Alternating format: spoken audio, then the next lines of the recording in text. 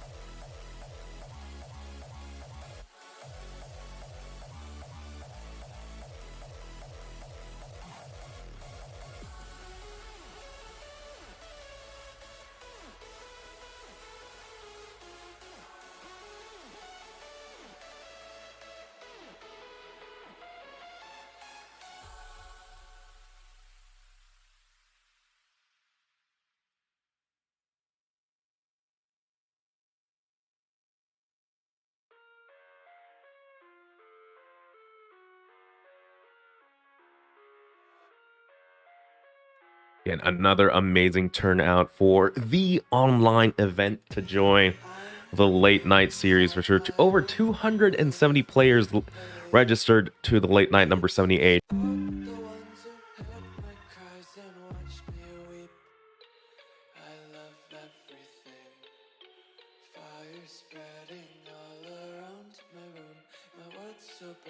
It's hard to breathe, but that's alright. Hush.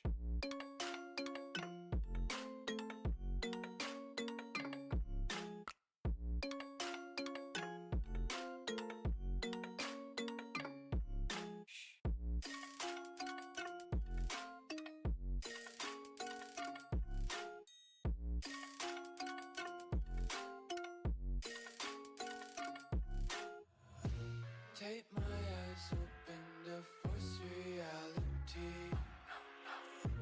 Why can't you just let me eat my weight in glee? I live inside my own world of make-believe. Kids screaming in their cradles, profanities. Some days I feel skinnier than all the other days. Sometimes I can't tell if my body belongs to me. I love everything. Fire spreading all around my room. My world's so bright, it's hard to breathe, but that's alright. Hush.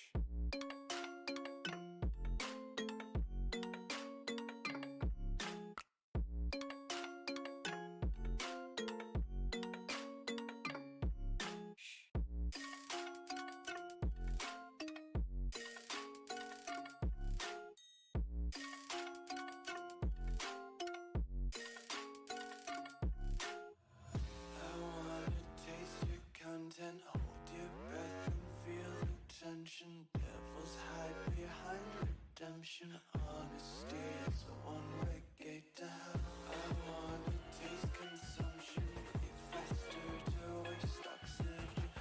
Hear the children sing aloud. It's music till the wick burns out.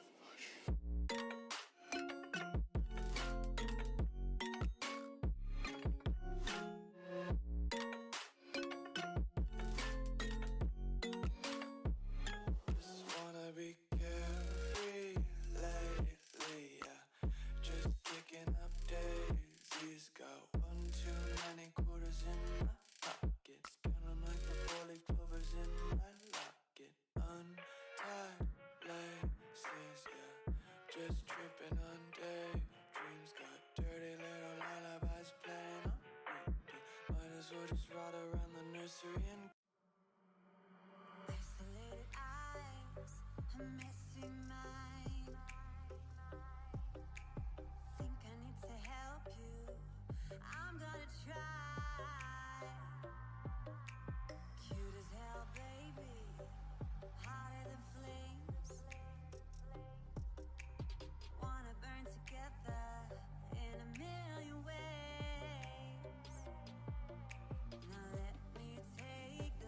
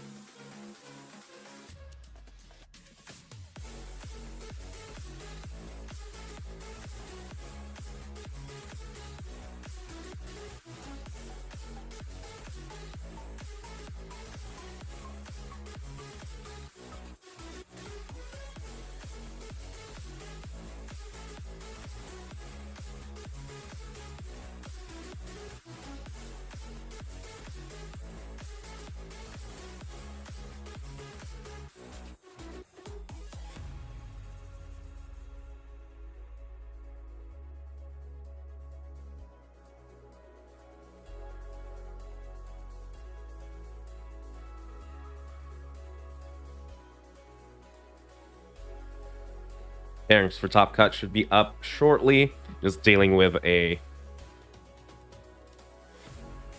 small end of round judge call real quick.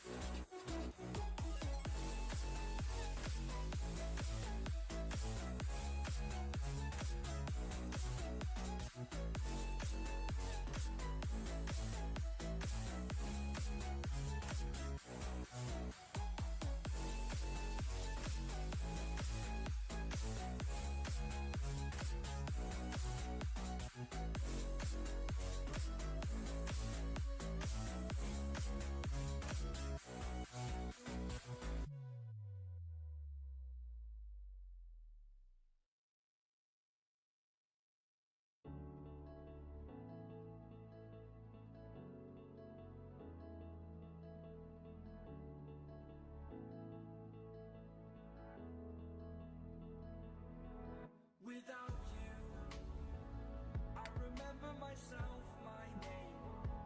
Forgot about all you tried to change. Familiar was the sound of your voice as I continue to walk on by. It has been a year and now I'm living on the line. It has been a year and now I'm thinking All right, looks like we can start. without you.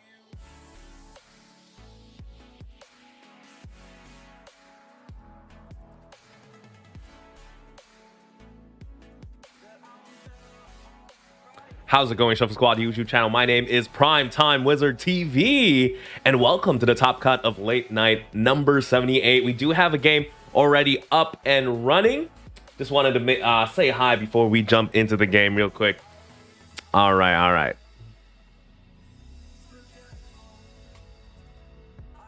that I've lost my place.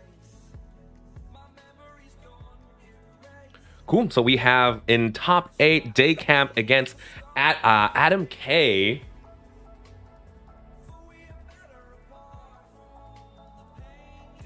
Yes, Day Camp playing. Let me double check here. Day Camp is playing the Arceus Tapu Koko deck. Very interesting. Very interesting partner to Arceus V-Star there. Again, Arceus V-Star, one of the most powerful V-Stars to be printed. We've been seeing Arceus V-Star paired up with Duraludon and Flying Pikachu, like we see here.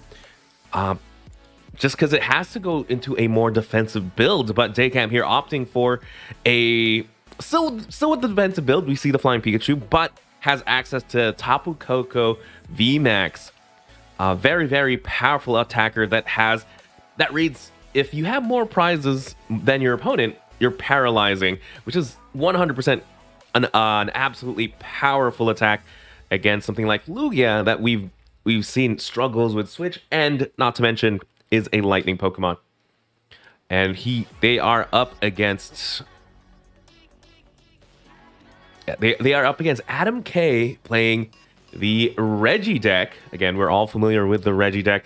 If you have all the Reggies in play, that means Reggie Rock, Steel, Ice, Reggie Rock, Steel, Ice, Gigas, and Stone, Drago, Lecky. I'm sorry, there's a lot of Reggies, but you need all of them. Essentially, building up an Exodia combo to be able to use the Ancient Wisdom ability to start accelerating energies from the discard pile to power up literally anything you want. But the name of the game is getting all the Reggies in play. We do see Adam here. Just starts with the Regirock, gets the capture energy to get the Regi Drago. Unfortunately, going to be a big research there. Not much else could be played in that hand. They do have the Regi Alecki as well, but yeah, they had to dump 2 Ordinary Rods as well. That is going to be tough for sure. They're just going to go, Regirock here, just going to go ahead and use Regigate, allowing them to find any Regi from the deck and put it into play. Looks like there's 1 Registeel in the deck, one of the harder ones to find for sure. Looks like he has 1 prized. And just going to get that out. Playing down the Path of the Peak as well. Hopefully can slow down their opponent here. By playing Path of the Peak, it does stop the Star Birth ability on the Arceus V-Star. Maybe stop the opponent from setting up, because the name of the game for Day Camp is setting up the Flying Pikachu, start attacking. And again, with Flying Pikachu, is you cannot, if you start attacking with Flying Pikachu, that means you are protected from attacks from basic Pokemon, which is, that's all Reggie is playing. They do bump the Path to the Peak. But with Temple of Sinnoh, that means they can only use Trinity Charge here. That double turbo energy is essentially a colorless energy, but that should be enough to be able to use Trinity Charge to power up the Flying Pikachu. They decide to bump the stadium. So it's just an all-out stadium war here. Temple of Sinnoh sticking around for only 1 turn. A stadium definitely scary here for the Regi deck, because all they're playing is special energy. So if you're turning all the special energy to colorless, that's very scary. That means the only attacker that you can really make use of is this Regigigas. But they do get the bump there with the Path to the Peak. Regigigas now in play as well. Ancient Wisdom is now live. However, they're still missing a couple Aurora energies. And we do see the 2 Aurora energies in hand. However, attachment has been done for turn.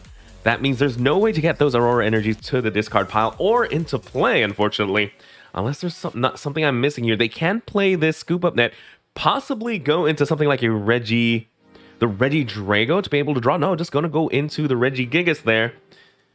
Ancient Wisdom is going to allow them to attack here. Gigaton Break, 150 damage, because there is 2 twin energies in the discard pile.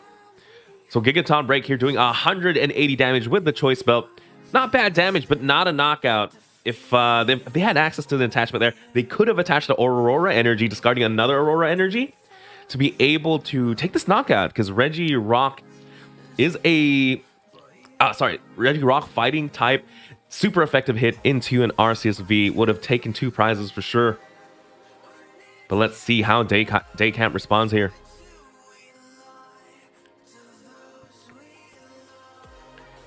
Flying Pikachu now in play, essentially live. We do see Day Camp find the Evolution Incense as well, but again, passing the peak should be able to stop the Starburst, but doesn't hurt to have just in play. Ooh, there's the Temple of Sinnoh as well. So they do have access to the Starburst here. Let's see what they're going to opt to find.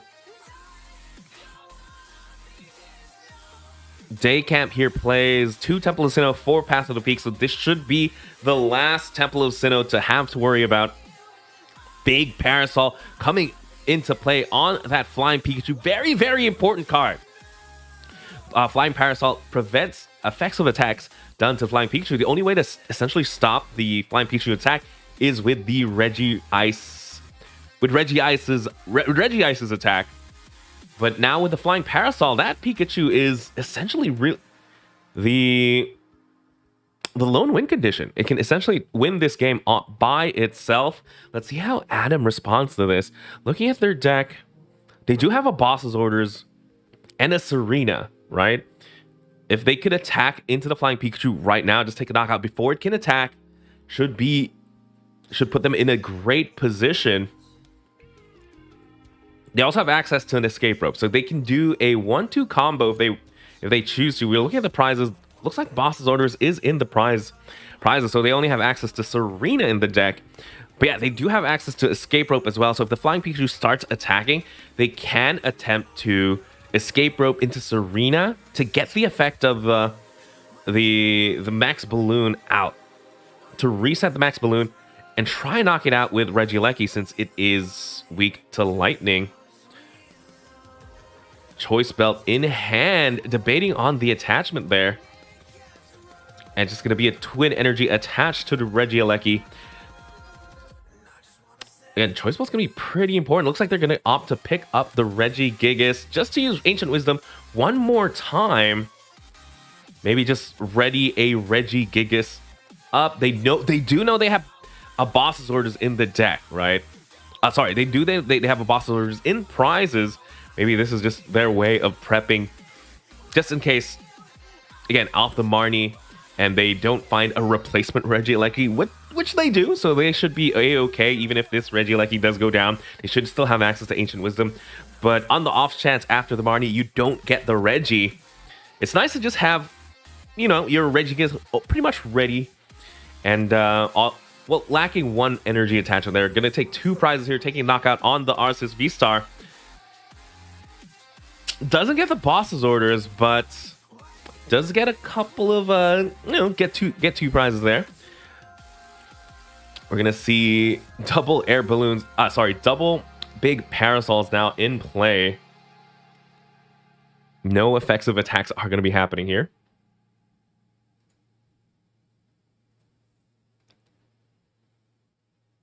Ooh, we do see the Tapu Koko. I don't think we're going to see it hit the field, though. Yeah, there it is. It's going to be researched away, just thinning the day camp, just thinning the deck there. Because again, Flying Pikachu should be able to take the game all by itself. Yes, Daycamp still has to take 5 prizes here, while Adam only has to take 4. That's essentially 2 knockouts on multiple prize Pokemon. But it's a very tricky situation to maneuver, especially because of the Flying Pikachu here. If they take a knockout on the Arceus V on the bench, that means the Flying Pikachu can take the game. Because if there's no Pokemon to pivot to, if you can't escape rope and send the Flying Pikachu to the bench, it's going to be max ballooning all the way to victory. So very, very tough decision here. I think you just have to hope for the 1-2 combo. You're going to have to hope. You're going to have to research here. 16 cards in the deck. You're going to have to hope you draw into both Serena and the Escape Rope. Escape Rope's in the deck. We do see Adam just eyeing out there, and the Serena.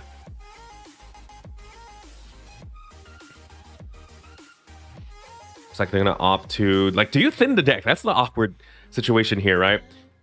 As a Regi player, do you thin the deck? Do you get those Regis that you don't really need at the moment to increase the odds that you research into the perfect hand, right? Into the perfect 2 cards. We're gonna see a quick ball again. Again, just taking another look at the deck there.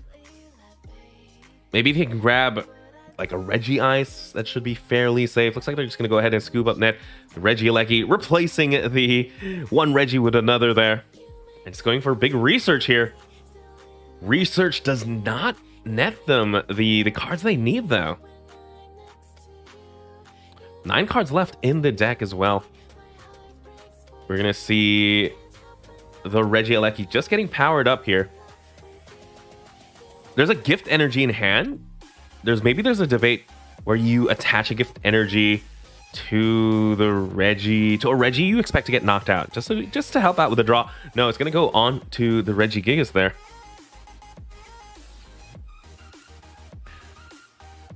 You can see a scoop up net going into the Regice.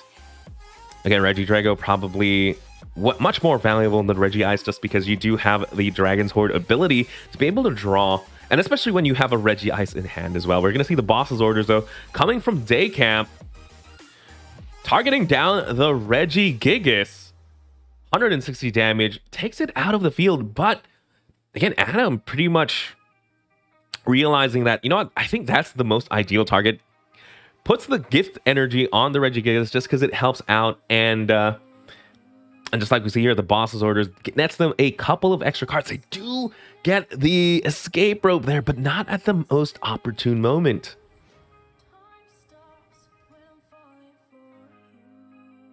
they have to try and just top deck into the Serena now. See the quick ball there. Just thinning out the deck, getting another Regigigas. Daycamp is down to 3 prizes.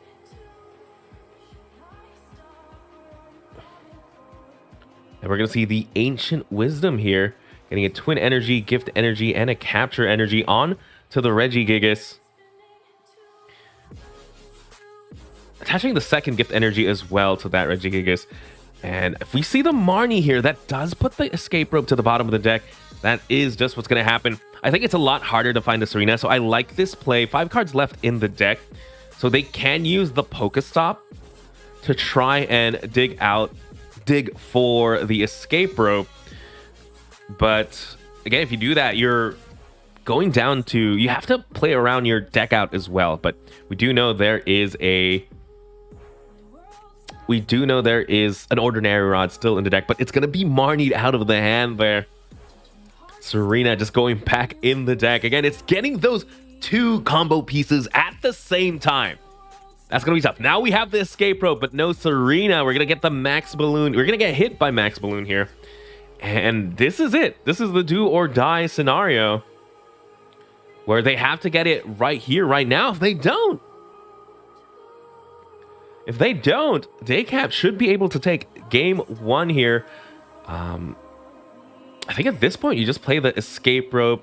But if you play the Escape Rope, you can't Dragon's Horde. We're going to see the Ancient Wisdom come into play. I think maybe the play there was to promote like a different Reggie Escape Rope into the Reggie Drago.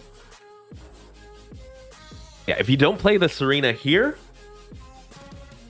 your opponent is just ahead now in the prize race. Even if you... No, there is no way. Yeah, there's no way. If you don't get the Serena right here, right now, unfortunately, that's going to be game. Daycamp looking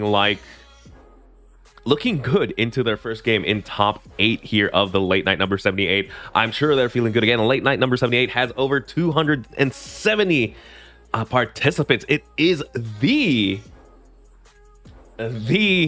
online tournament to join for sure. And there it is, the Max Balloon taking the knockout, and Daycamp goes down to 1, but yeah, just essentially takes the game there. But it got very close. Again, it's just a matter of getting that 1-2 combo. That's just how powerful the Flying Pikachu is in this matchup.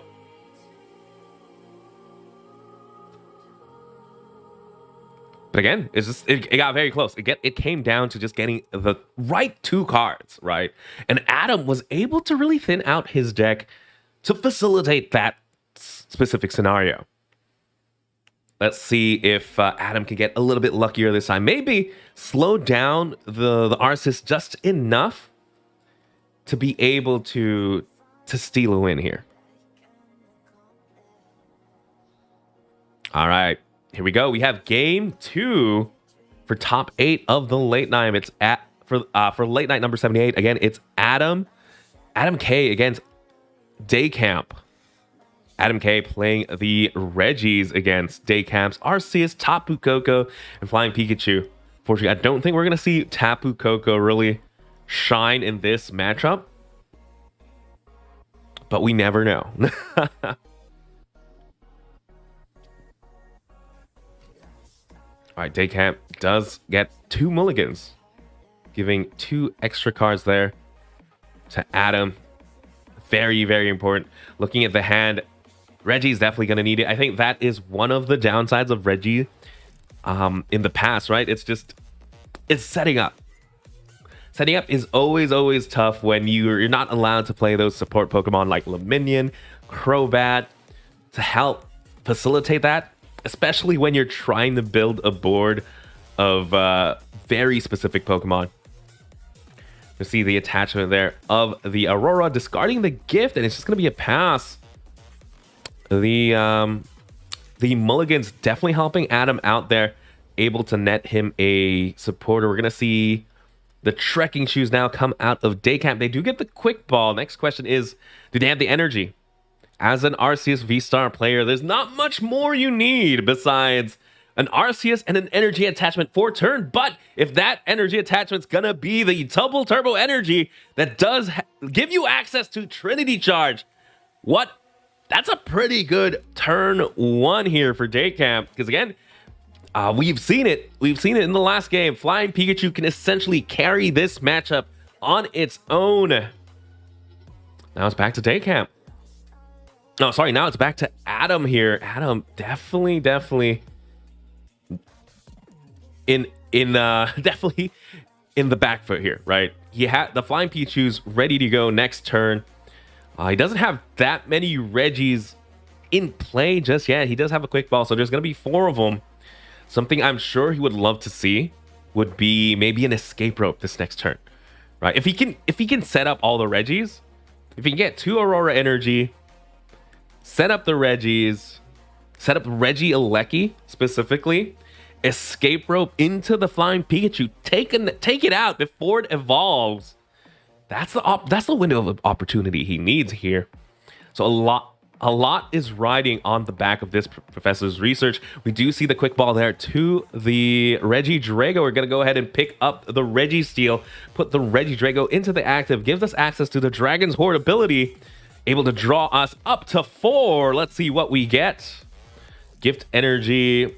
I like the addition of the Energy Lotto now in the Regi decks, because it's just a great consistency card. Fine, because now they do have it, right? They do have the Aurora Energies. Yeah, they do have the Aurora Energies to help facilitate the deck now. And do they have? Oh, they don't quite have it. They're one Reggie away. Very, very close. But yeah, they're just gonna go ahead and Ultra Ball here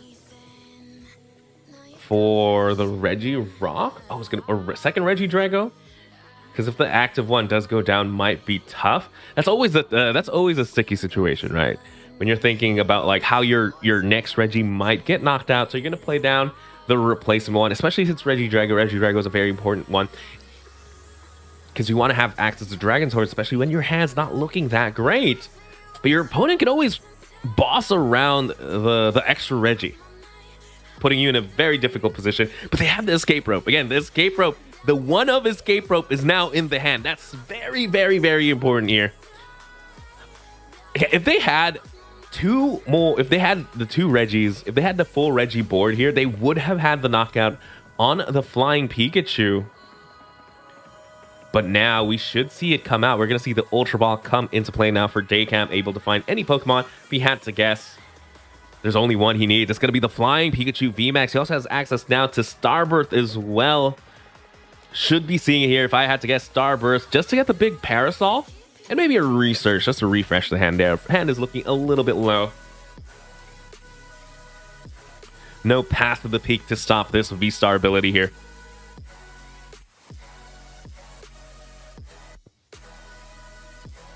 And there it is.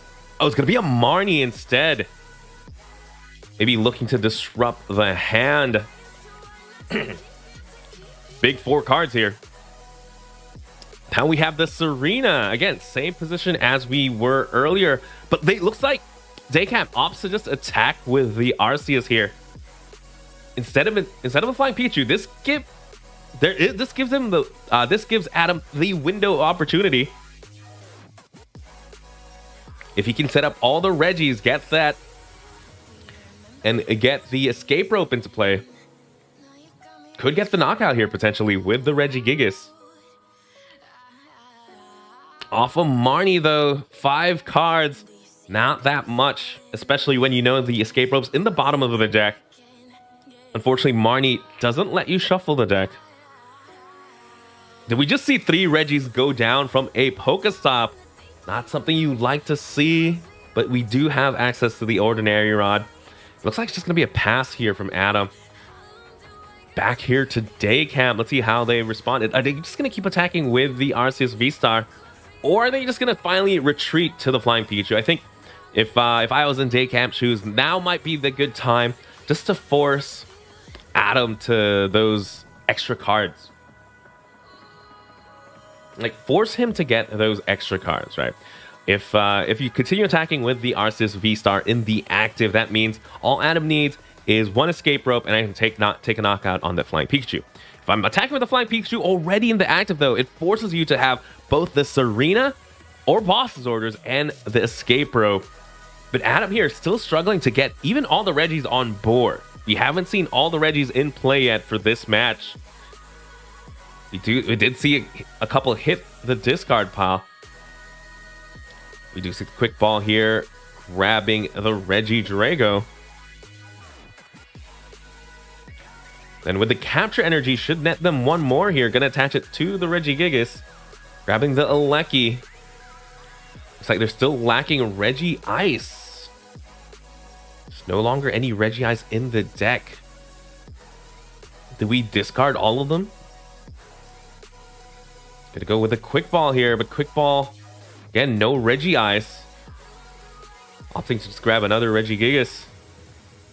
Maybe he should have played the Ordinary Rod before the quick ball, but again, we're not going to have an attack here. Flying Pikachu, again, with the max balloon attack, protects you from all basic Pokemon.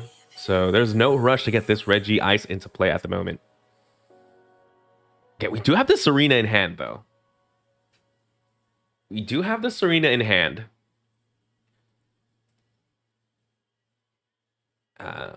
Daycap here is going to play Trekking Shoes, but they don't need that much.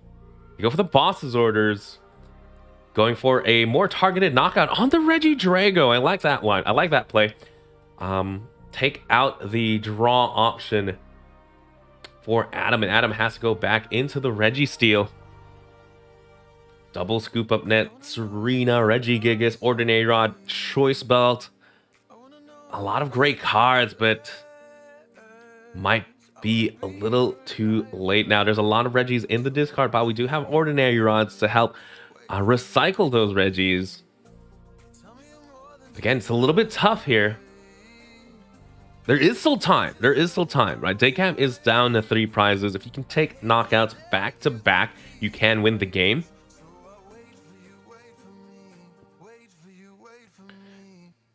Oh, but the Boss's Orders are already in the discard pile. Boss's Orders already in the discard pile. Serena's in hand. There's no way to...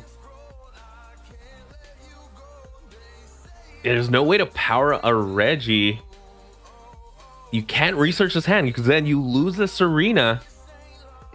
Unfortunately, I think that might be game.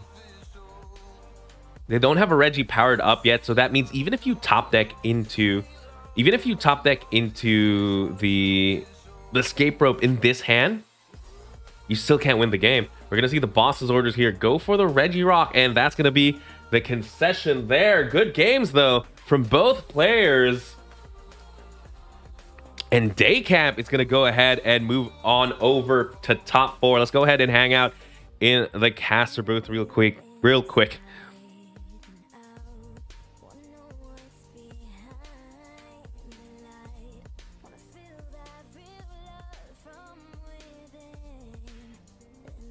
Whew. All right, and what a game that was. Again, got to see the power of Flying Pikachu, how Flying Pikachu can essentially control that entire matchup. I'm 100% sure that's why that Flying Pikachu is being played in that deck. And again, congratulations to Daycamp for making it to top 4.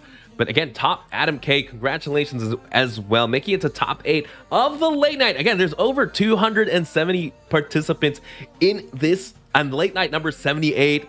It's a huge accomplishment. Definitely gets them closer to the trip to Japan, to Yokohama, to the World Championships at Yokohama, which, by the way, the dates were announced just yesterday. So tickets should be, you can book your tickets now. I know I have. But yeah, again, Adam K bringing the Regigigas to the Regi deck to top 8. We got to see if it just finding the right pieces, right? Putting the right pieces together could be the difference between making it to top 4 and not, unfortunately. And sometimes, getting a specific item as well as a specific supporter in your hand at the same time, it's a little bit tough. But again, the Regi deck does have access to stuff like gift energy to really help facilitate that, but sometimes it's just not in the cards.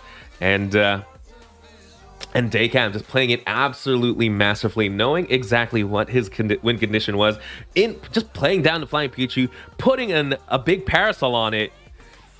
That's it. And start max ballooning yourself to victory.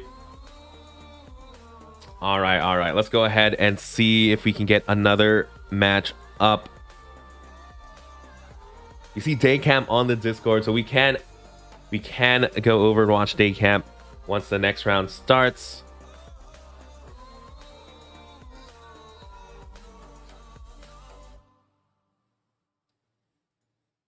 Give me 1 sec. Let's see what game this is. Looks like we have Marco Garcia against Travis Beckwith. Yeah, let's go ahead and check out this game. Looks like they just finished game 1. Yeah, let's go ahead and get...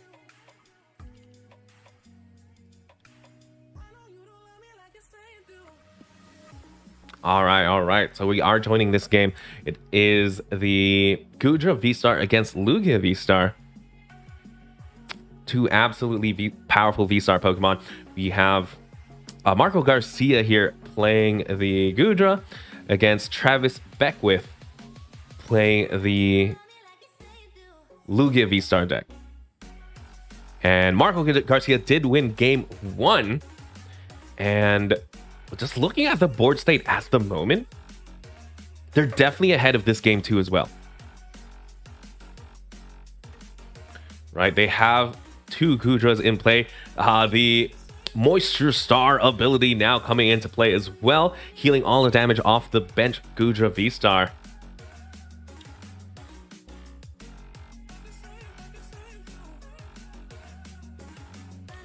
And no draw supporter till turn 4, unfortunately. But yeah, again, 2 Gudra V-Stars and the Luminion in play now.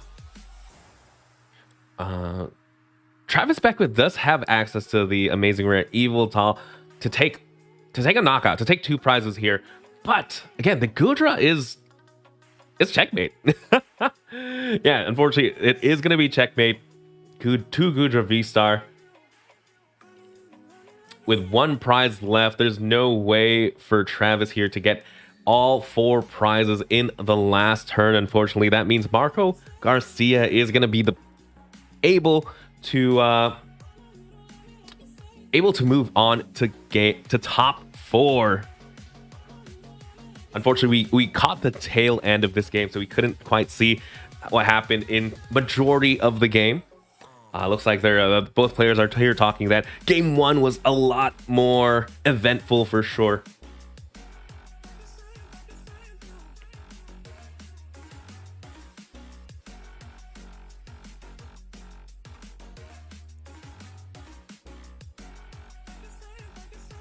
All right, with that, congratulations to Marco Garcia, top 4 now with the Gudra V-Star. Believe we did see another game on the Discord, but let's transition back to the table. All right, so we have 2 top 4 matches. 2 top 4 players pretty much ready to go here. Let me just double check.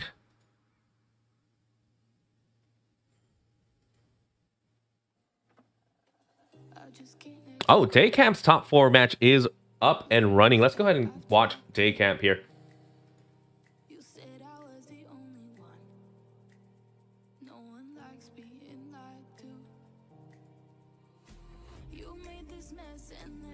All right, so Daycamp is against David Hendrickson. David Hendrickson playing Lugia V-Star against Daycamp's Arceus Tapu Koko. That's right. And hopefully in this matchup, I wonder if we're going to finally see the Tapu Koko V-Star, Tapu Koko VMAX come into play. I'm not quite sure actually where the benefits of having a Tapu Koko VMAX over something like a Duraludon. Just going the full tank style deck, which is again Arceus, Duraludon, Pikachu is something we've seen in the past. While this Tapu Koko VMAX definitely a lot spicier. All right, we do have the game here. Let's go ahead and get to it.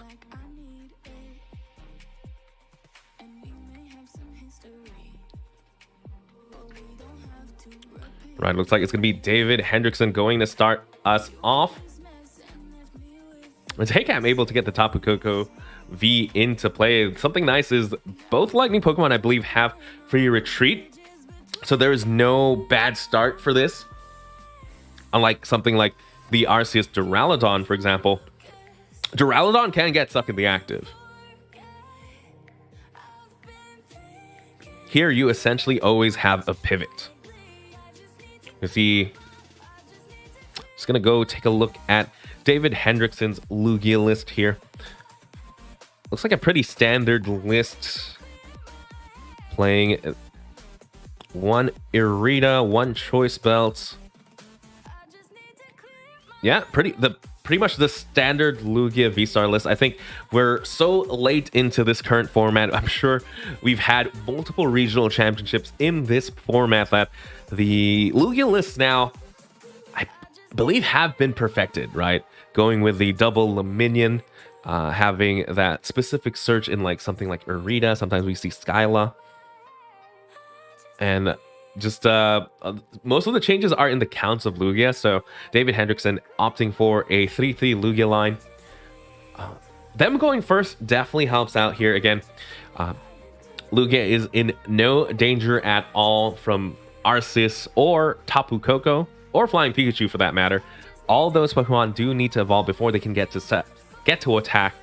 And all Pokemon require multiple energy attachments besides maybe Trinity Nova on Arceus V.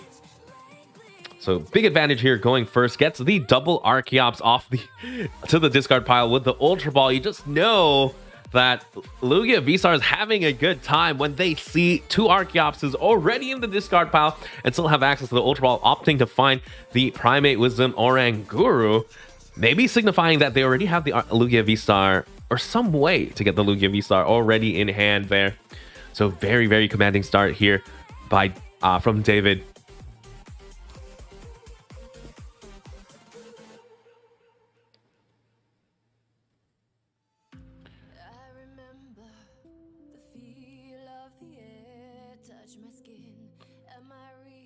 All right, we're back to day camp now. Their hand is looking very full of energy, very, very yellow for sure. Lightning energies, Golden Big Charm, Ultra Ball. Only non-yellow card there is going to be the boss's orders. We're going to attach the Big Charm to the Tapu Koko. Something that could be scary here is if they could get a targeted gust, right? They're gonna be able to get the Arceus V here. I think they have just enough in hand to keep an Ultra Ball so that they can go Arceus V-Star in the following turn. Daycamp here just going through his deck and realizing what he has to work with. A hallmark of a great player for sure, knowing what's in your prize cards. They're going to need to attach the Lightning Energy here to the Arceus V, because again, it takes 2 energies to start attacking. Or they're going to opt for the Gust, right? Here's the thing. They don't have, because they attached the Big Charm, their hand is a little bit awkward. They can't use a supporter and attach at the same turn. So no, instead they are going to... Oh, excuse me. They can attach to the Tapu Koko, go for the Spike Draw. Did not see that coming. Not too familiar with the Tapu Koko's attack. So Daycamp here trying to slow the Lugia player down just a bit. And I could potentially survive a turn now, since Oranguru does have 2 retreat. A little bit tough to retreat there. And by using the Spike Draw, does give them enough cards in hand to be able to use the Ultra Ball in the following turn. Because in my mind, I was thinking that they had to keep at least 1 card so that they can Ultra Ball that 1 card in hand plus whatever they top deck to be able to get Arceus V-Star. If this Tapu Koko can't survive the turn, definitely would be in a better position. All right, we do see the Dunsparce. Very important card here. Dunsparce does protect your colorless Pokemon from weakness. That means Oranguru no longer has a fighting weakness, but more importantly, Lugia V-Star no longer weak to lightning. Very, very important here, since that is what a Daycap is attacking with. Again, the Tapu Koko V-Star, Flying Pikachu VMAX. Tapu Koko VMAX, Flying Pikachu VMAX. No longer one-shot the Lugia V-Star. But again, we do know Tapu Koko has that secondary mode of if they have more prizes remaining, you can paralyze. Let me double check David's list here. Because David does not play Bird Keeper, so that means paralysis is going to stick.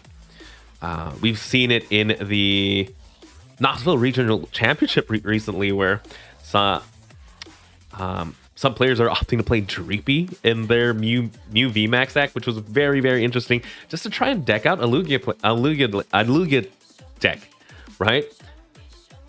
So that might force a couple of Lugia players to start teching in Bird Keeper once again.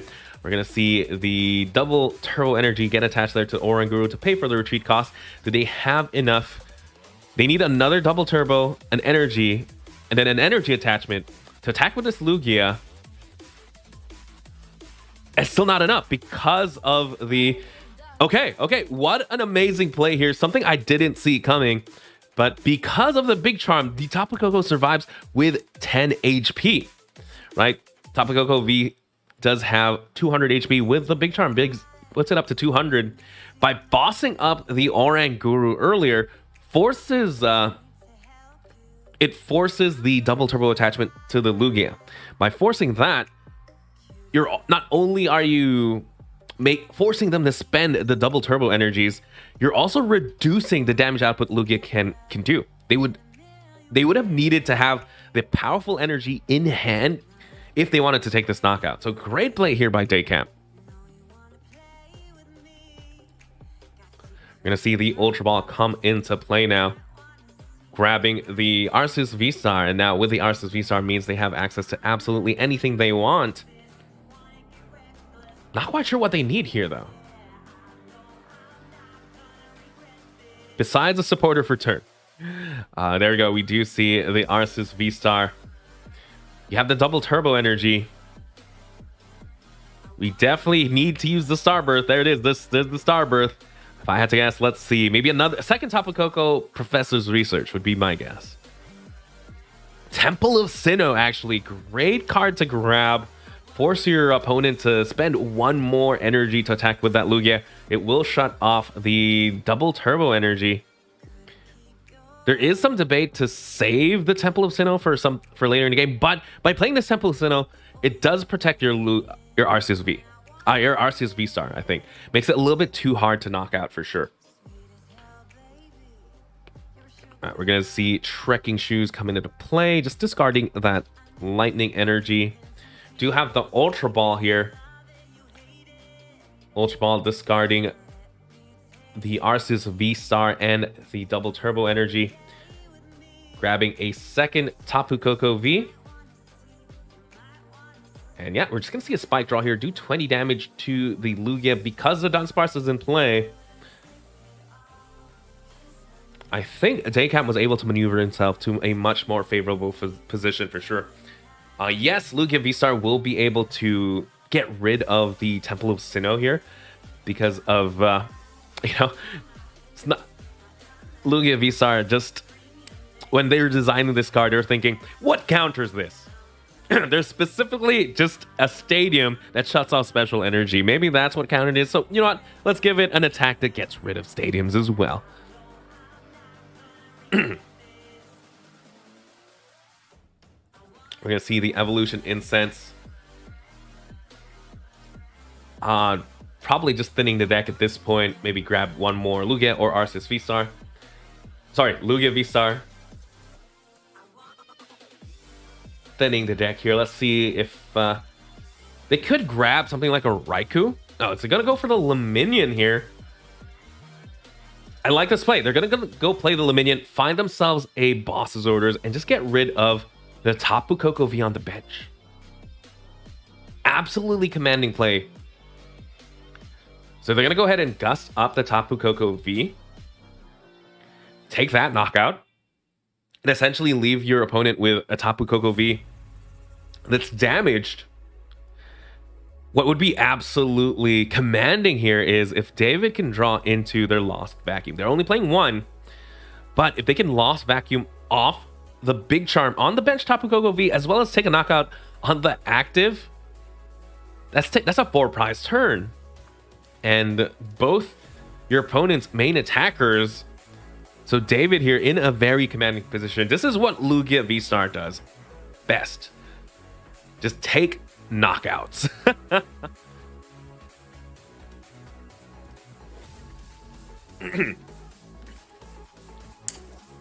Right, we're gonna see the Tempest dive there, 220 damage, getting rid of the Temple of Sinnoh as well. That means all the special energies are now live. We do see the V-Guard energy on the Lugia V-Star now as well. If you're Daycamp here, not quite sure what you need.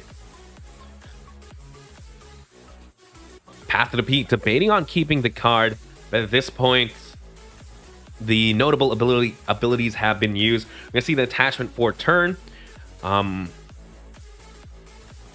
Is there a debate you set up Flying Pikachu maybe in this scenario? Tapu Koko V on the bench is just not looking healthy at all.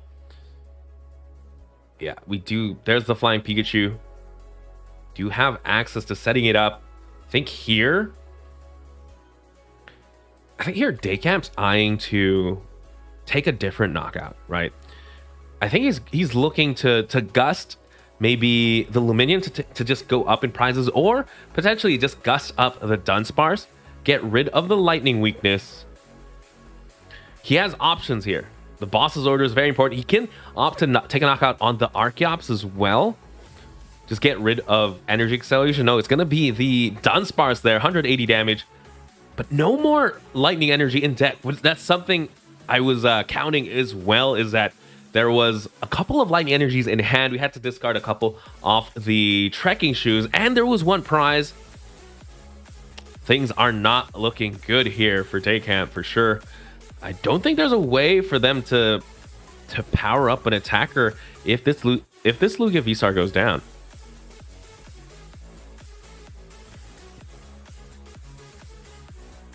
I'm checking on the attack cost for Tapu Koko VMAX. Yes, Tapu Koko VMAX requires two lightning energy and 1 colorless.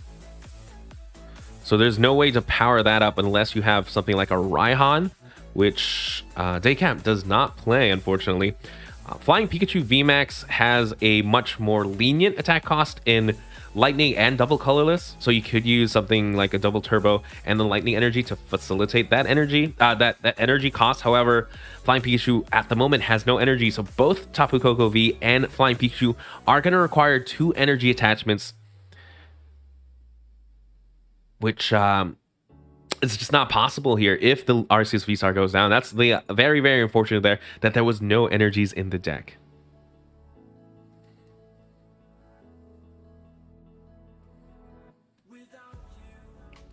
But now, again, without Dunsparce in play, though, just targeting down Dunsparce, getting the knockout on that specific Pokemon. Lugia V-Star is now weak to Lightning once again. Very, very important. David going for the research here. There's 3 powerful energies on the Lugia V-Star. That means... oh! They get the Lost Vacuum there. That means they take a knockout on the Tapu Koko. Yeah, there it is. There's the 4th powerful energy, and that means it is just enough to take a knockout on the Arceus V-Star because of the double turbo energy, right? Because the double turbo energy was on the Lugia. Its max damage output at that point with 3 powerful energies was 260. So they needed all 4 to take that knockout.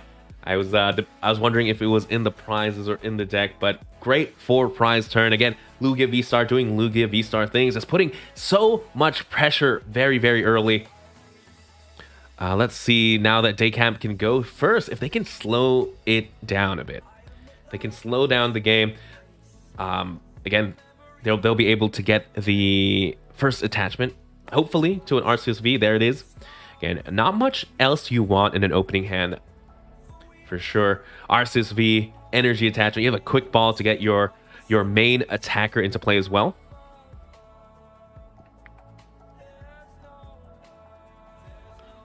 But yeah, best of luck to both players. Again, both players now in the top 4 of the late night. So absolutely amazing accomplishment either way. We're gonna start off with the trekking shoes here. I like the addition of the trekking shoes in the Lugia in an Arceus deck, right? There's always been this small debate between playing trekking shoes versus playing something like a Pokegear in an Arceus deck, right? Pokegear does help you find those key supporters at key times, or a supporter at the opening turn for sure.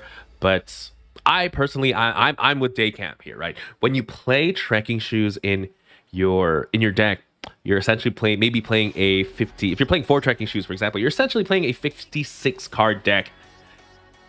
And what you need as an Arceus player is you absolutely need the energy attachment and an Arceus V-Star on turn 1. That's like non-negotiable, and Pokegear does not help you get to that. Trekking shoes does. Yeah, we're gonna see here David now playing the evolution incense. If I had to guess, we're gonna see an Archeops come into their hand. Yeah, and great turn here from Daycamp. Pretty much have the Arceus V-Star locked up for next turn.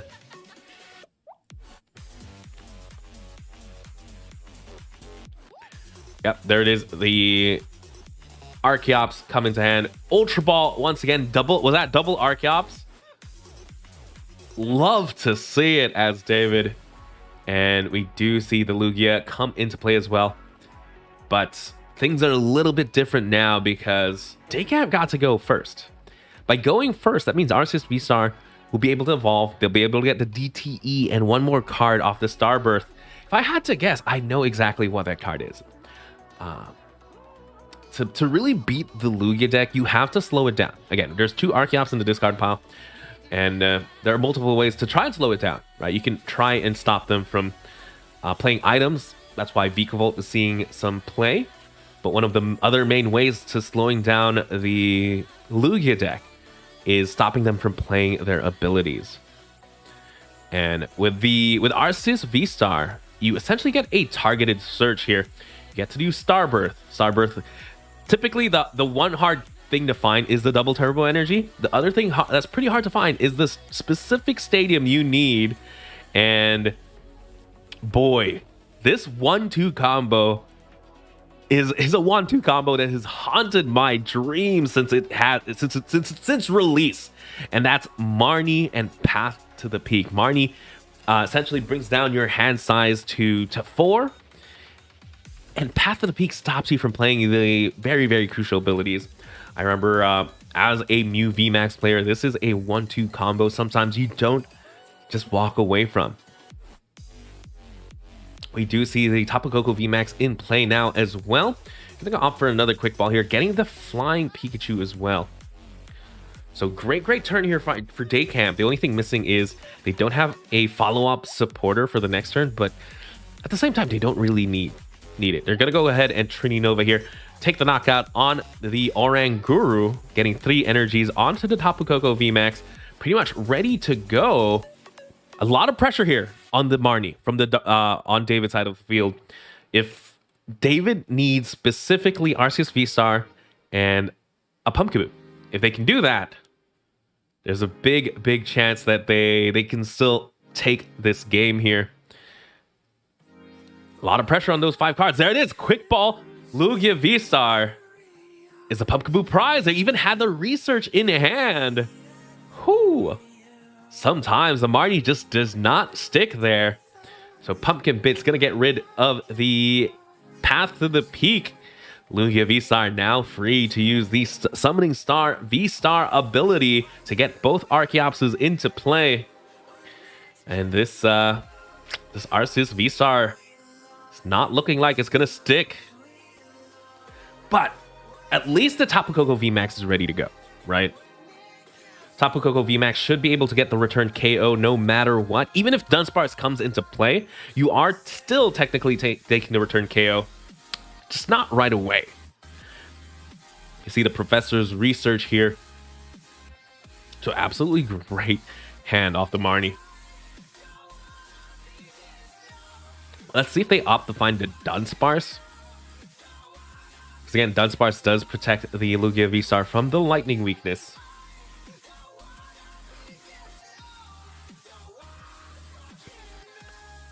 But again, does not protect it from the paralysis on the Tapu Koko VMAX though, because they are going to be able to take this knockout. 3 powerful energies plus 220 damage is 280, just enough to take a knockout on the Arceus V-Star. That would mean that David would go down to 4 prizes, which is less than Daycamp's 5. That means Tapu Koko VMAX's ability... sorry, not ability. Tapu Koko VMAX's attack here. I just want to check what the name of the attack was. It is Max Shock, which again does 180 damage. And if you have more prizes remaining than your opponent, their active Pokemon's now paralyzed. We do see the amazing rare Eviltal now come into play as well. Absolutely terrifying card. And I like this play. You know what? You're just putting it down there. Ooh, do you stick the path? Okay, so we're gonna see the Max Shock now come into play, taking a knockout on the Lugia V-Star. But it does... Yes, so Tapu Koko VMAX is going to be taking a knockout, is going to take a knockout there on the Lugia V-Star, but the amazing rare Eviltal, it just distracts me, right? It absolutely terrifies me, because this is a basic Pokemon right now that is going to be able to take a knockout. This is a basic non-rule box Pokemon that is going to be able to take a knockout on a VMAX Pokemon that's going to take 3 prizes. In my mind, I was thinking, how do we stop this? You know, we can attack with the Tapu Koko VMAX. We need to play Path of the Peak to stop the Aurora energies from taking effect. That's why I paused at the Path of the Peak, but I also realized sometimes you just have to make these choices where you're going to sacrifice a VMAX Pokemon to get into a better board state. They didn't want to have to research the double turbo energy or the lightning energy in hand. So the end game now is attacking with the flying Pikachu, which is not a bad end game to have set up. But the opponent is, if they're able to set up a second Lugia V-Star, things could get dicey, right? And there it is, amazing destruction. Takes a knockout there on the Tapu Koko VMAX. Absolutely powerful. And we go into the Flying Pikachu. A lot riding on the Flying Pikachu.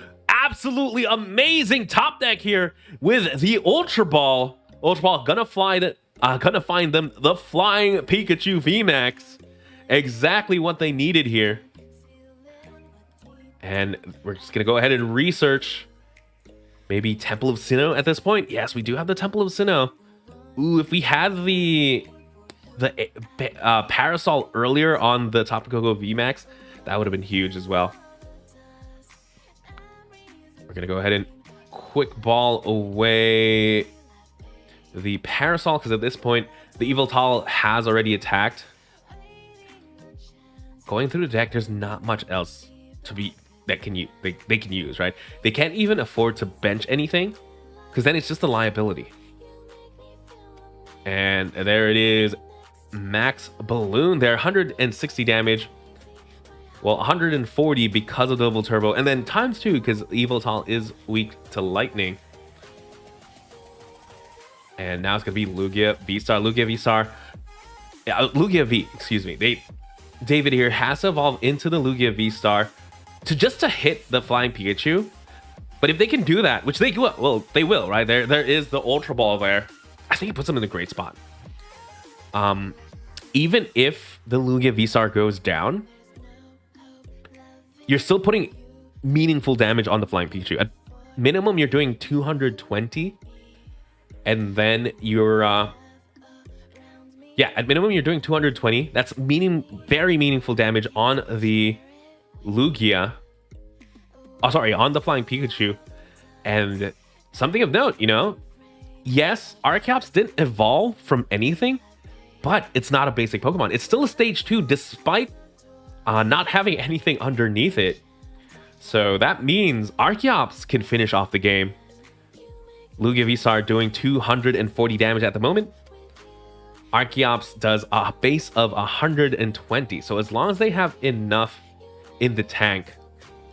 Oh, but the Dunsparce is just gonna seal the deal there. Again, Dunsparce protecting it. Protecting Lugia V-Star from lightning weakness. So again, just goes to show the power of Lugia V-Star. Even if your deck is just full of lightning Pokemon that in all right should be able to take big one-hit knockouts against Lugia, this one little Dunsparce can definitely change your game plan. Looks like they're just going through the amount of energy in play. Looks like they have a strategy still in mind, and it involves bossing up a Pumpkaboo in passing. Do they have enough energy here?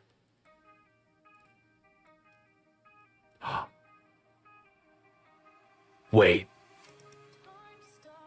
did Daycap just make the absolutely best play? There's a Primal Turbo. Again, if there's literally 2 energies in the deck, no. Looks like, ladies and gentlemen, we're Daycap here, able to find the window to win this game. It involves Pumpkaboo having 2 retreat calls. There's an Aurora.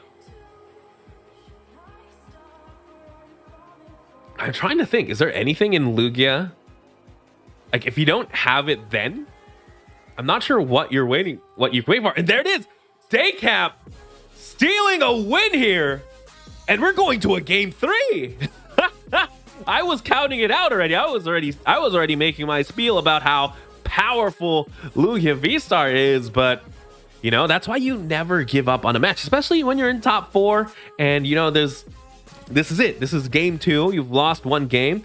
You have to think outside the box, and Daycap realizing what he needs to win, what his win condition was. As soon as the Dunsparce was played, and that means the win condition was no longer prizes for sure. So great game there.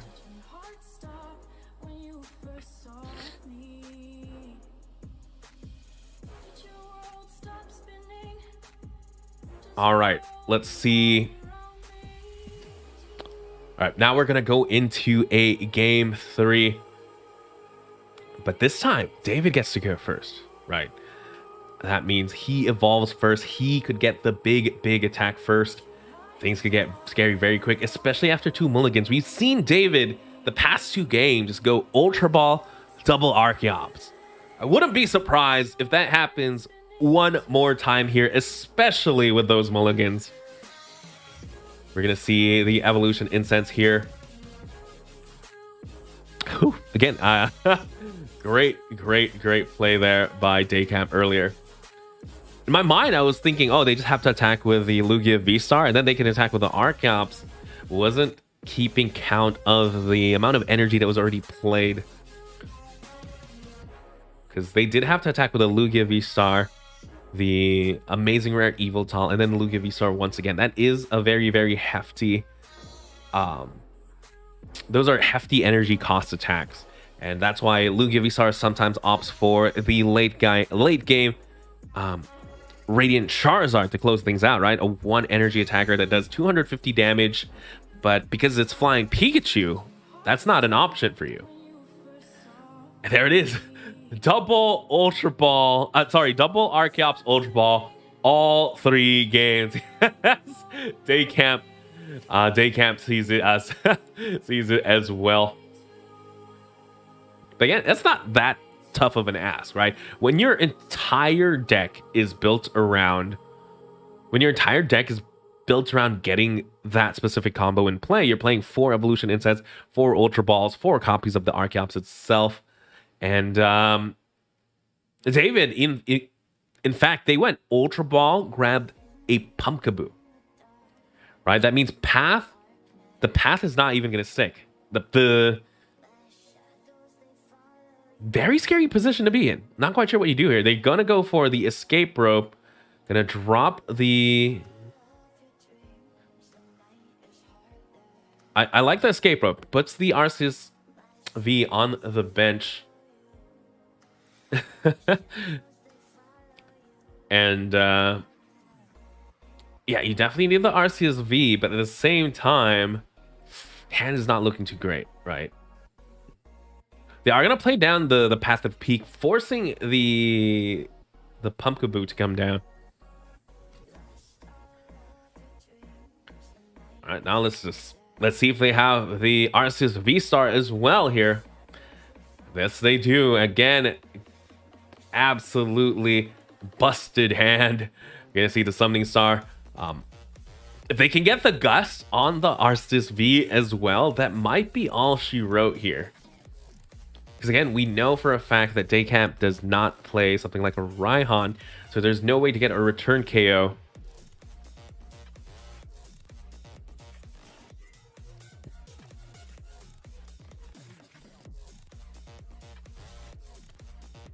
All right, we're gonna see the Primal Turbo powering up the Lugia V-Star now. Evolution Incense could find them a second Lugia V-Star. We saw how important that was to have both set up in this specific matchup.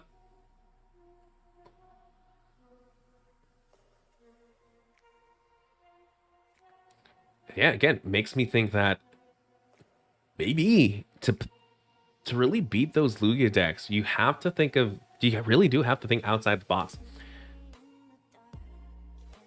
Deck out is 100% an option. It looks like it's going to be a Professor's Research here. So Daycamp can breathe a sigh of relief that the Arceus V on the bench is safe. Unfortunately, the Flying Pikachu can't say can't say the same. There it is. Tempest Dive, taking a knockout on the Flying Pikachu. Everything depends on this draw at the moment. They need to draw Arceus V-Star to stay in the game. That's going to be an energy. And with that, David here. No, yeah, it's going to be David Hendrickson is going to make it to the finals of the late night number 78. Again, huge props, though, to Daycamp for seeing those scenarios. Again, finding the windows of opportunity to be able to still sneak in some wins. All right, let's go ahead and head over to the desk while we talk about the game. Again, huge congratulations to both players. Daycamp, again, I counted him out, right? That game 2, I thought it was all over when we saw the Dunsparce come into play. But again, that's why you don't give up. That's why you find those windows of opportunity to come back. And Daycamp, knowing what his win condition could still be, and he went for it, and it paid off. Unfortunately, he could not. Just the absolute powerhouse that is Lugia, and just the amazing setup there from David on the very first turn. Even just by being able to Ultra Ball for the Pumpkaboo as well, nothing is going to slow David down. And let's see if he can bring that momentum into the top cut. Into the finals of the late night number 78, and maybe bring him that much closer to Yokohama, Japan. All right, let's go ahead and check if there's any other games in at the moment.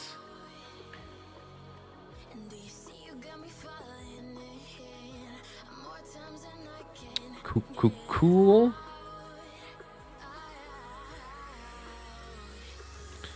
Yeah, so we're still waiting on the other side of top 4.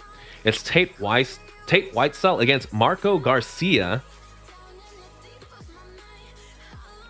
Tate Whitesell here playing Lugia V-Star, while Marco Garcia playing the Gudra Lost Zone box. They're both 1-1 at the moment. Fortunately, no stream game just yet. Again, actually would love to see that game as well, though. Lugia V-Star versus sorry, Lost Zone Gudra. It's a more 50-50 matchup in my opinion. It's one of the more interesting games to watch.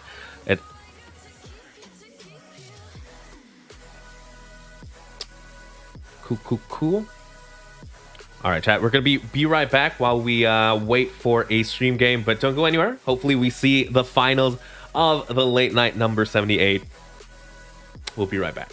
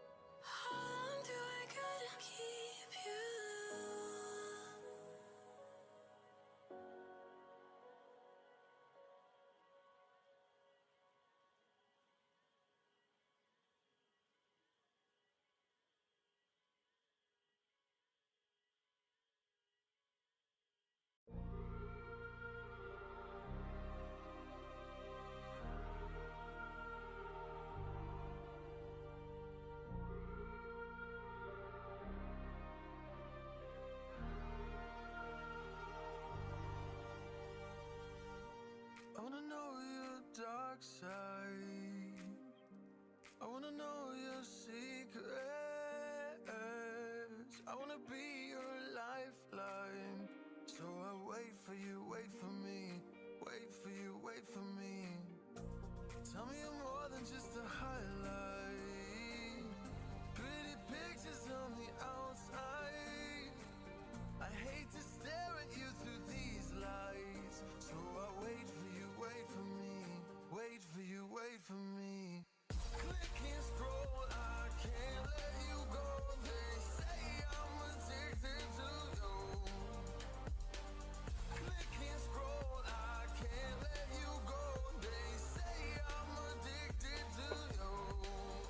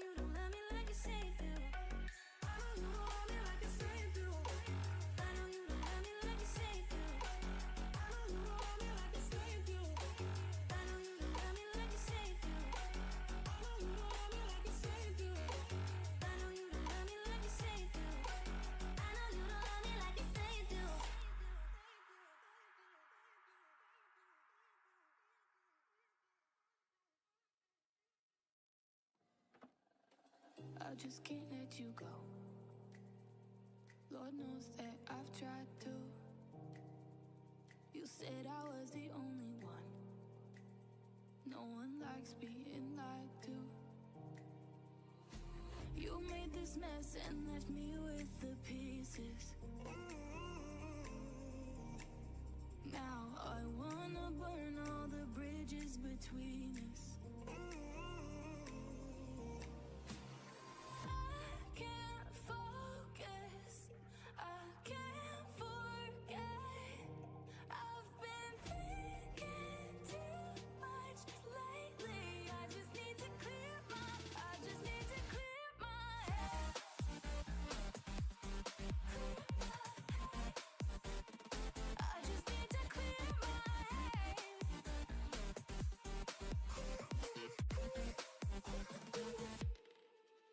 I've been stuck on your memory, but it's not like I need it. And we may have some history, but we don't have to repeat it. You made this mess and left me with the pieces. Now I'm gonna burn all the bridges between us. I can't focus, I can't forget. I've been thinking too much lately. I just need to clear my head.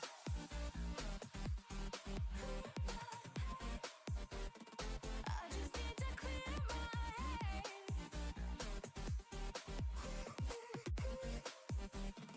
I just need to clear my head.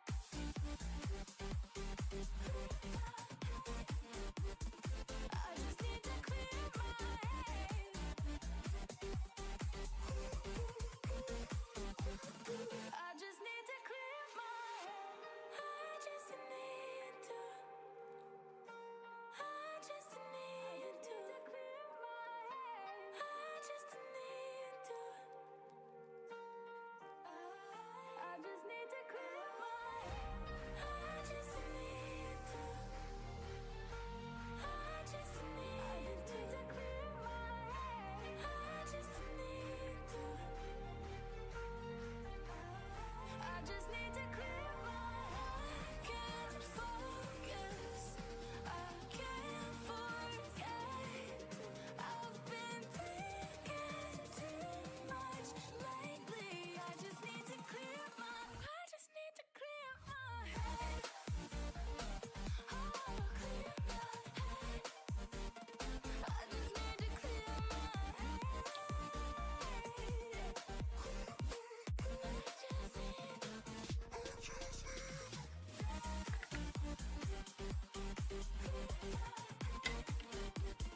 I just need to clear my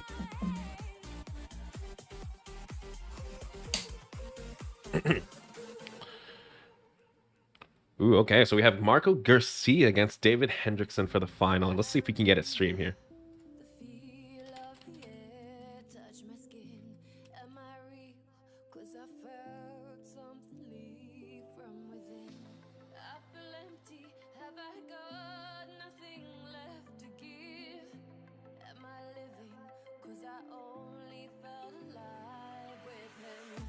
Driving in the night, the hood down. It's when I feel alive, when no one's around. The darkness deep inside comes to light now. But it's alright, it's alright. I can break no heart if I got none. I won't break apart if I stay on the run. But sometimes in the night I miss the sun. Why did darkness come? I felt my body break, my heart give up. Why did darkness come? I felt the lightning shake me into hell. Why did darkness come? I wanna stay in here where I belong. Why did darkness come? Something keeps waking me up. Why did darkness come?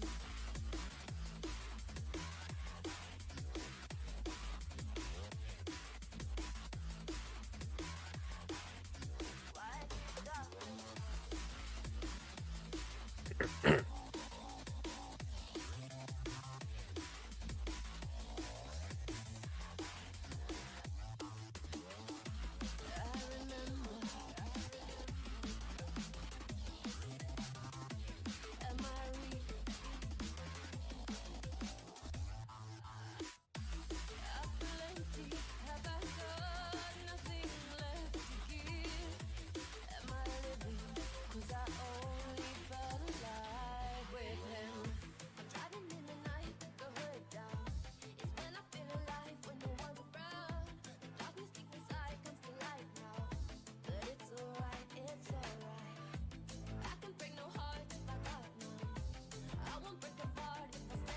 All right. So we are gonna be able to get a finals game here. I'm not gonna lie, I was a little bit worried if we were gonna have a finals stream.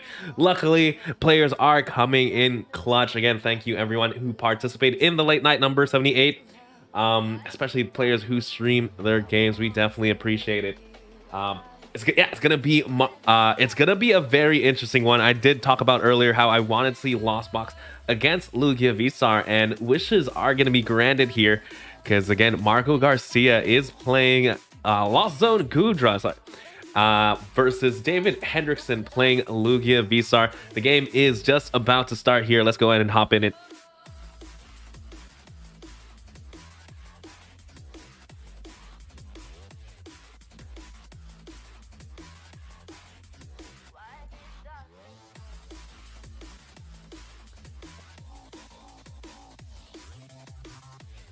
All right. So it looks like David's gonna be able to start here again. Lugia V-Star being able to go first. Let's see if David can recreate his magic we saw in his top 4 match. Just able to get the Archeops double Archeops Ultra Ball to great effect, and they're very close to it here. Not gonna lie.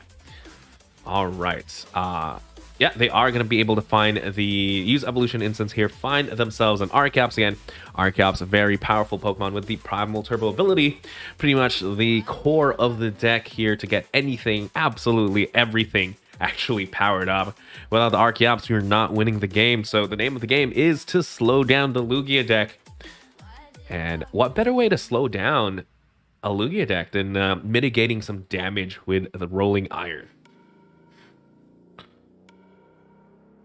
And yeah, we see here David here just looking through the deck, determining what he has to work with. Again, hallmark of an absolutely great player.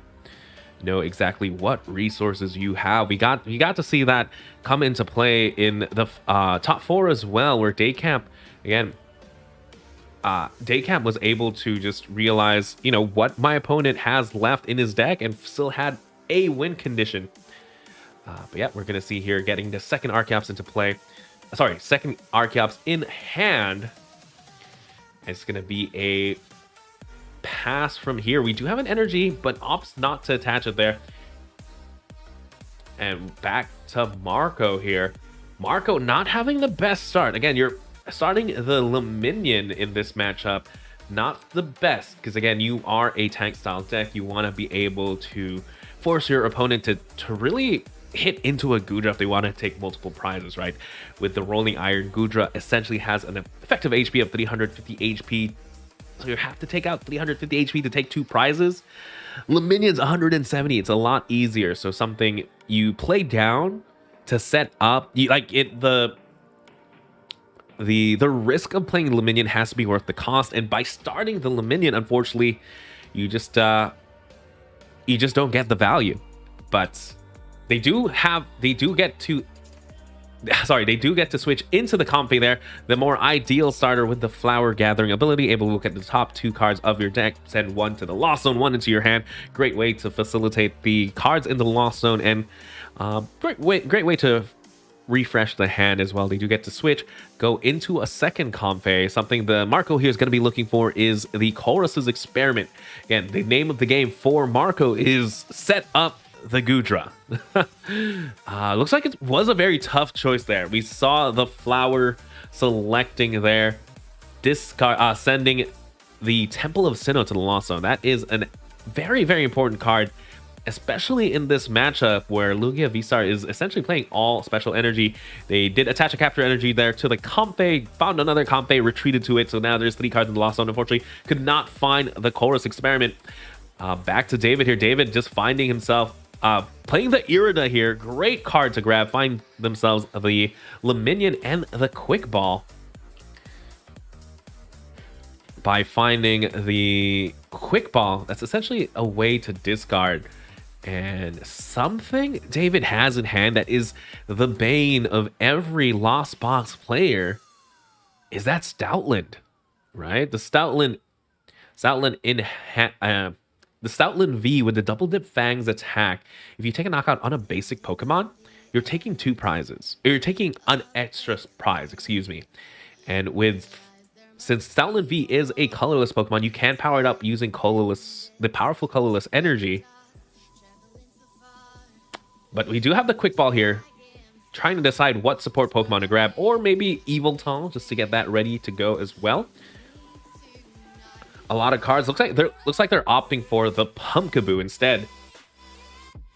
Just getting ready for the stadium, and they're going to be able to use Summoning Star here, getting both Archeopses into play. Let's see if they go into the Lugia, or if they just go ahead and drop the Stoutland.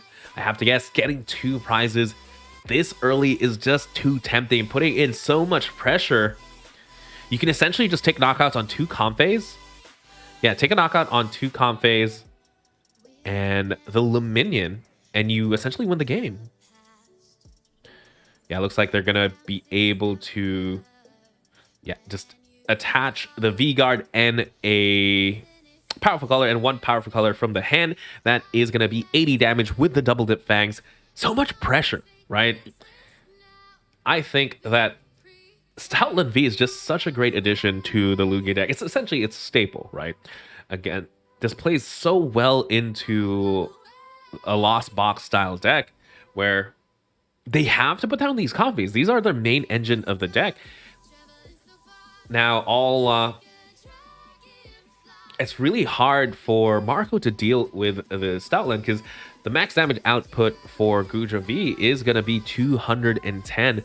They have to play some sort of damage modifier here if they want to take this knockout, and they should try to get this knockout because this Stoutland V is exerting so much pressure. They don't play... Unfortunately, they don't play a Zigzagoon. They do play one Choice Belt, so that is the one out there. Looks like they were able to get into 7 cards in the Lost Zone, activating the Mirage Gate. Absolutely powerful item card there, and double Mirage Gate able to just power up the Goodra V. They do have the Choice Belt, very important card, so they are going to be able to take 2 prizes here. No, but because of the V-Guard energy, protects the Stoutland. Absolutely huge here for David. So now they can play around the Goodra. All they have to do here is play the Luminion, find themselves a boss's orders, take out a Comphase one more time. As tempting as it is to take a knockout on something like the Luminion to take 2 prizes, just taking out a Comphase is just absolutely huge. That means they are one more gust away from winning, or if they can draw into the amazing rare Yveltal, right? So, this Stoutland definitely putting in the work. Great use of the V-Guard energy there as well. And just like that, David is down to his last 2 prizes. Something they could make use of as well is that amazing rare Raikou in hand. If Marco opts to bench another Comphase, for example.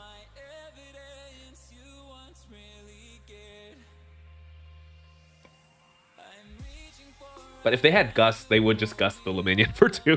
So I guess amazing rare Raikou, not as important here. But something they could use if they didn't have access to this Stoutland here.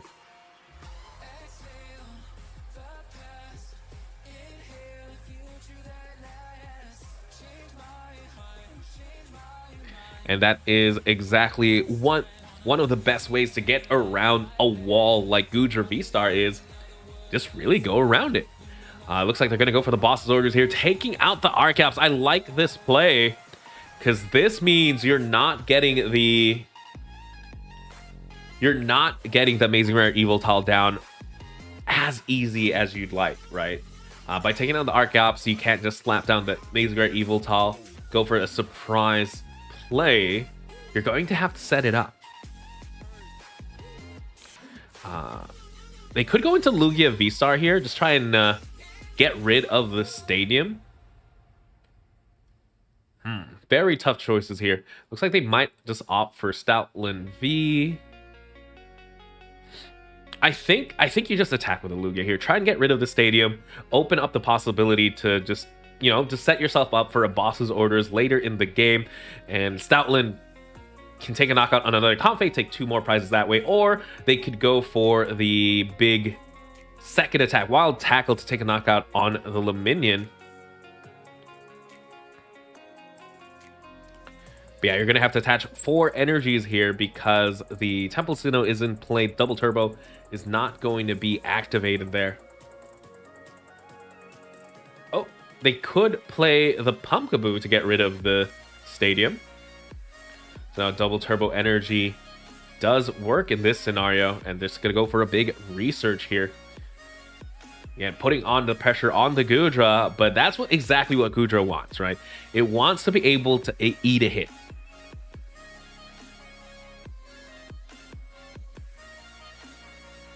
Looks like David here just committing the Choice Belt onto the Lugia V-Star and now doing 170 damage because of the Rolling Iron. Base 250, essentially 2-shotting. Wait, is it even? Yeah, it's essentially 2-shotting the Goodra V-Star here. It's going to force them to play the Moisture Star ability right here, right now.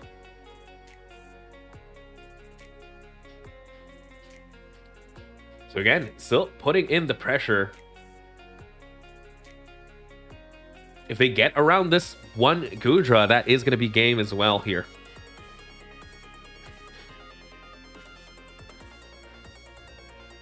Something I'm checking real quick is in...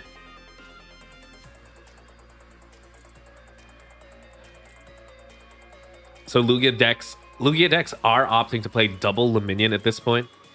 That is exactly what David has. So if a bench spot does open up here, they could quick ball for the Luminion if it's in the deck for another Gust option.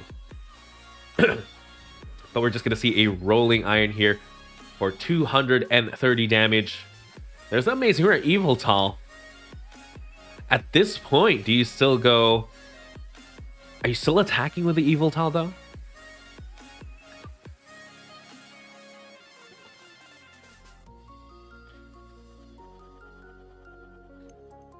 I guess, honestly, from here, right? You could just hit with the Lugia V-Star, do 270 again. Can Stoutland finish it off? Stoutland does a base 240. Yeah, you could essentially just attack with Lugia V-Star and then attack with the Stoutland into the Goodra. Should be enough to take a knockout there.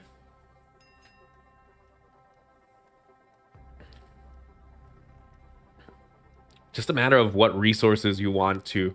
Like, do you go for the research? Maybe try and dig for the boss, or you just wait. You don't have to dig, right? You have the Luminion, you have Quick Balls, you have Ultra Balls to work with. I think it's just one of the scenarios where you just wait and hit, but sometimes that doesn't feel too good. You're not really progressing the board state.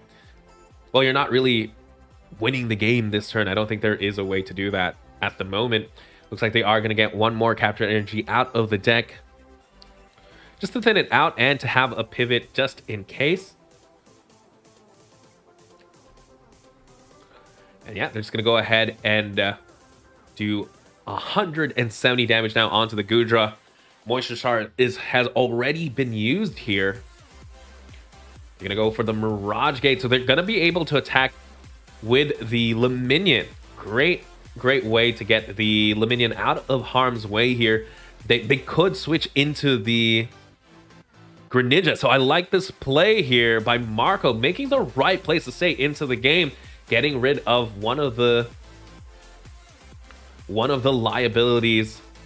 And unfortunately, friends, Roxanne is a lie here, because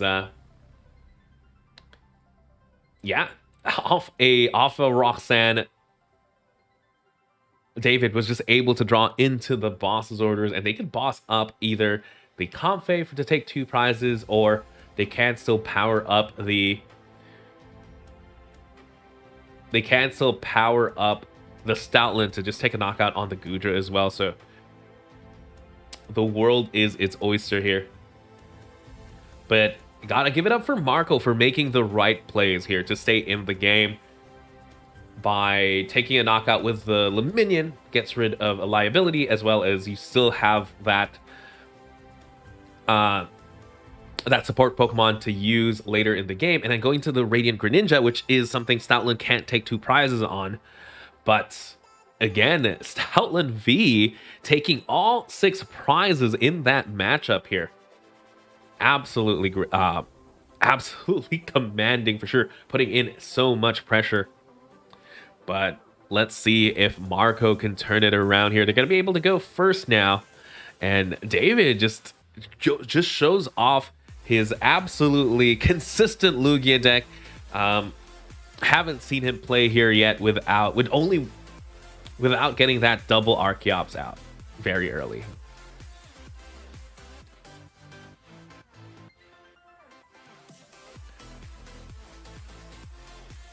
But yeah, again, this is the finals of late night number 78. Over 270 people participated in this tournament to try to make their way to the late night invitational to win the trip to Japan.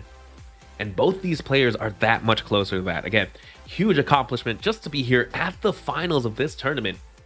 The late night series, definitely the online tournament to be joining at the moment. And we're gonna Marco here gonna start us off with the quick ball. If I had to guess, maybe finding a support Pokemon like a Comfey to switch to, really try and power up the Lost Zone. We saw earlier they did, like turn 1, they weren't able to get the Chorus, but because they were able to go triple Comfey and to want a Chorus later in the game, they were still able to get the Guja fairly early. The Choice Belt getting sent to the Lost Zone, very important card there. Marco only plays one of that. That means Stoutland should definitely survive a turn should David choose to attack with it.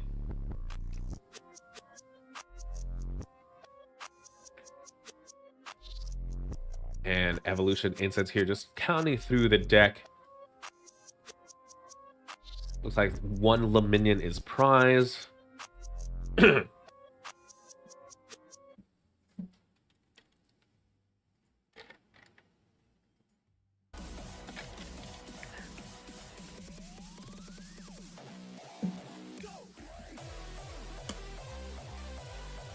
All right, let's see what they're working in. Opting to grab another Archeops there. It looks like they will be able to grab it, right? Double Archeops, discard here. They're going to be use the Ultra Ball, discard the Archeops, find another Archeops. They do have Professor's Research to get rid of that Archeops as well. Looks like they're going to opt to attach the V-Guard energy. Lugia should be in no danger at all. It's like they're debating holding off on the research, maybe just going for a boss's orders, slow the opponent down, just go read the wind. I'm not opposed to that play as well here. Maybe lock your opponent out of Mirage Gates. Let's see if that play works out. Again, sometimes it's so tempting to just go research, get the Archeops into the discard pile, but absolutely great play here by David, forcing Marco to play down the Luminion, right? You have to imagine that maybe if they didn't do this play, they would have comped first to find the Chorus Experiment, but they do get the switch. They do get the Udra out of the active there to get to use Comfey. Something they'd love to do here is just get an attack off, right? You need to attack into the Lugia. You have to hit it first. It doesn't even matter if you hit it with the Gudra V-Star. You could hit it with a Cramorant, because there is more than four cards in the Lost Zone for sure. So Spit innocently should do 110. Since you're two-shotting the Lugia anyway, might as well start hitting it with a Pokemon that requires no energy cost.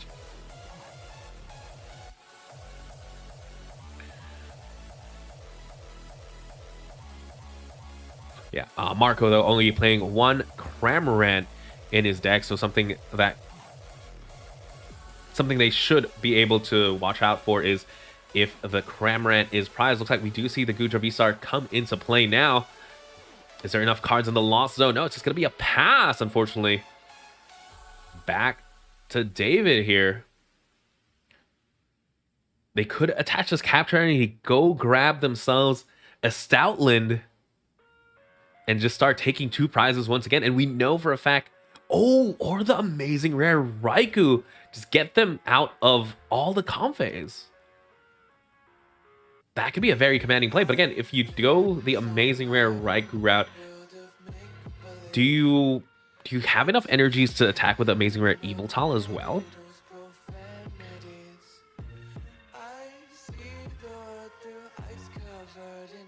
Yes, actually. So you could do 2 Aurora Speed Lightning, 2 Aurora, and the Heat Fire for both amazing Pokemon. It's just a matter of what is in the prize. It looks like they played a Marnie there. Didn't quite. Oh, absolutely huge. Primate Wisdom. Getting the evolution incense off the Primate Wisdom. Oranguru definitely earning its spot on this deck. And with that, David is able to go Summoning Star, getting the Archeopses in play.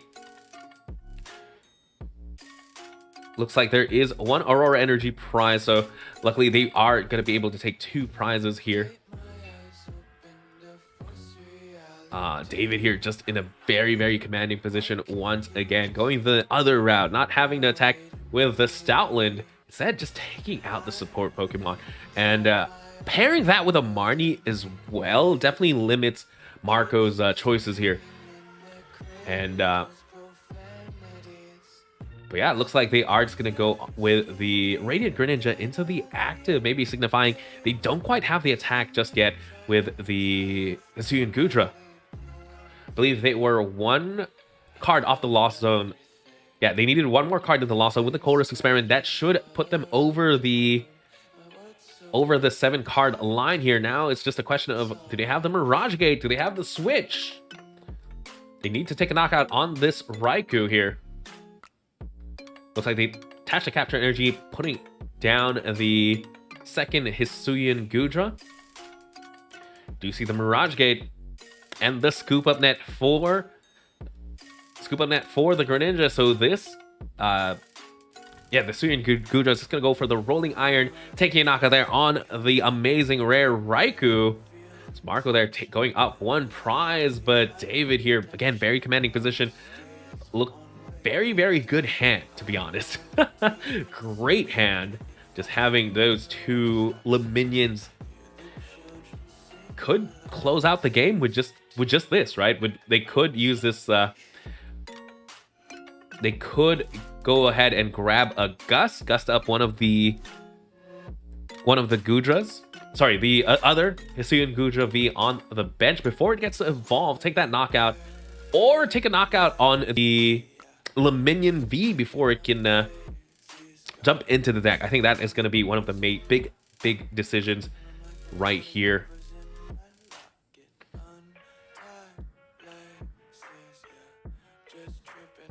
I think in this position, if you have enough powerful energies in the deck to do 280 damage, you just go ahead and take a knockout on the Minion here, right? Yeah, there it is. There is all the powerfuls should be in the deck. Do we have enough Gust?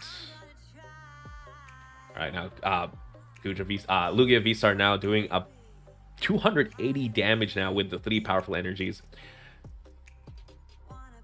Going for the Evolution Incense just to thin out the deck. There it is, Minion V. There's just enough Boss's Orders to win the game here, and we're gonna see the Boss's Orders. Looks like they're gonna go for the Gudra V instead, though. So Marco still has the window of opportunity to go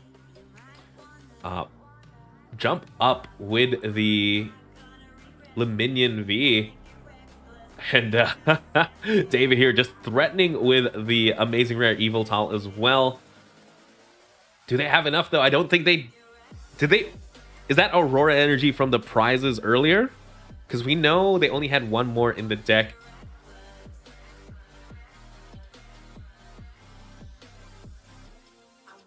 Let's see how Marco responds to this position. He might have to go for the Gust, right? If he's afraid of the amazing rare Eviltal, something he could do is Mirage Gate to the Minion, Gust up the Eviltal, and just jump back into the deck. We do see the Ordinary Rod come into play, maybe trying to load back energies into the deck to be able to use Mirage Gate there.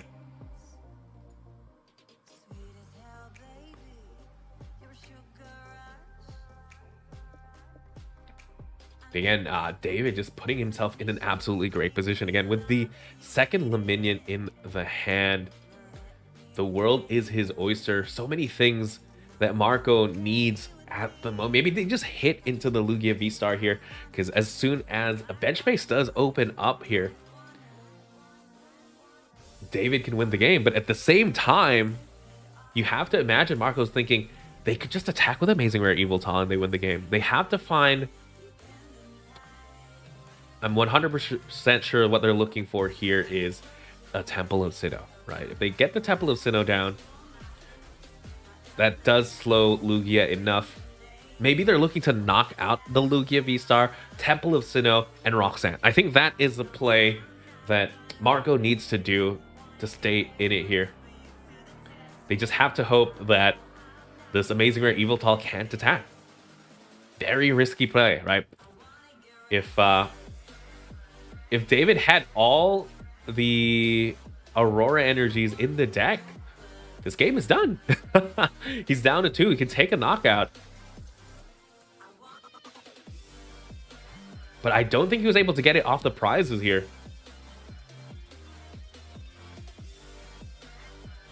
Just going to go ahead and Primate Wisdom here. If they could Primate Wisdom into the boss's orders, that would be huge. They could protect the Luminion. And I think in this position, you just attack. You just show that, you know what, I actually don't have it. I don't have the energy for the Amazing Rare Eviltal, because if I did, it would be a very, very easy decision here. So it's just going to be a Tempest Dive. 200 damage there onto the Suyan Gudra. Again, unfortunately, they weren't able to draw the right prizes. The 200 damage on the Hisuian Gudra at the moment is not going to stick. We're going to see the Moisture Star, V-Star ability come into play 100%. There's the Temple of Sinnoh. That's one of the 2 combos that they're going to need. There's the Moisture Star. Do they have the Roxanne just to seal the deal? No, it's going to be Rolling Iron for the knockout. Is there... I think there's not enough bench space, though.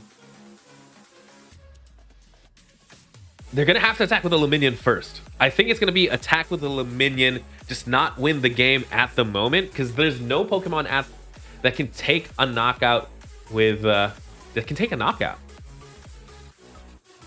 Oh, but they have to play Pumpkaboo, too. Alright, so they have to play the Pumpkaboo here. I think they just have to attack with the Luminion. They could Irida to get rid of the stadium. I'm trying to think of the plays. It's like you're 2 prizes away from winning a late night, the late night event, and it almost feels like there's so many options in your hand, but because you just don't have the right energy in the deck, you don't have enough bench space to really close it out. I think. Your bench is full of support Pokemon.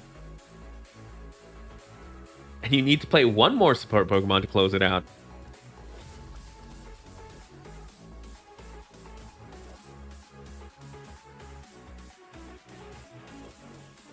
I think it's going to attack with a Raging Charizard. That doesn't seem like a bad play either. Just put in the pressure. There's not that many energies left in the deck, though, and you have to attach 1 more here.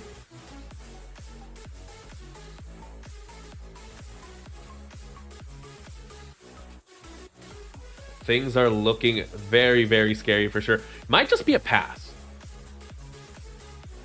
I don't think you attach the Heat Fire, but it looks like they are going to attach the Heat Fire. Do they attack, though?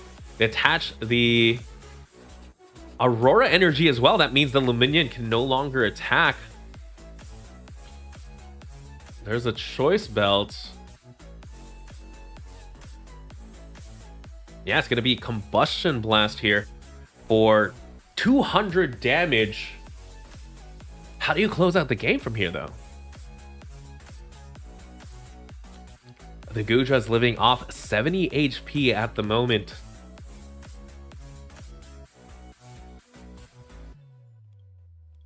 I guess sorry, Archeops can do 140. It's not enough.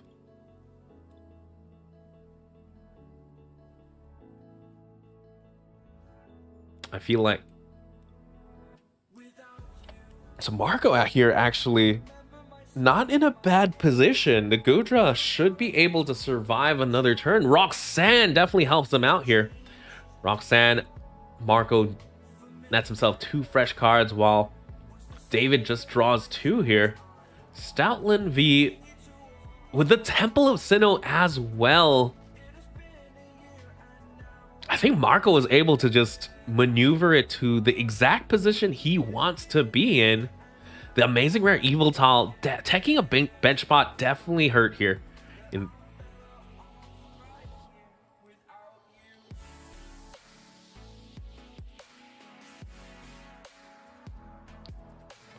At this point, I think you need way too many cards. Like this 70 HP.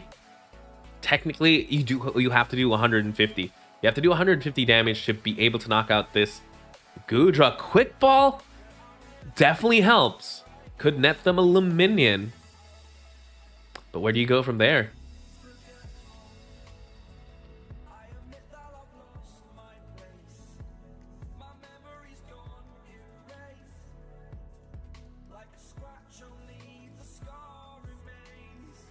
You're gonna go ahead and Primate Wisdom here.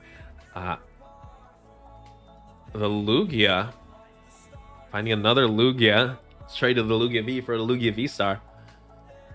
They might be committing to benching the Stoutland. And just a pass. Marco here, a gust away, and there it is. Guts up the Luminion V, Rolling Iron. Takes game 2. Marco able to turn it around again, just getting the right cards at the right time. Brings us to a game 3. That was a nail biter for sure. We got to see Lugia just really be Lugia do Lugia things, right? Be absolutely commanding, put in so much pressure so early. But then once Gudra is up and running, it's just a wall that you have to break through. And if you don't have the right cards, it's really hard to get through, right? I think just not having the 4th Aurora Energy in the deck definitely changed everything. Maybe something they could adjust to is just committing.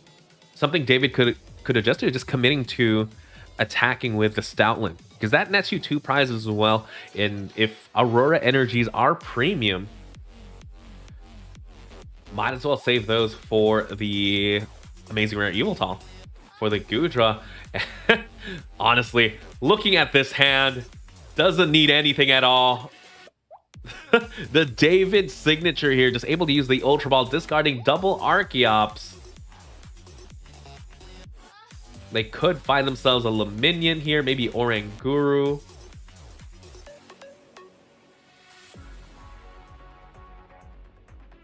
Either way, they have a great grip.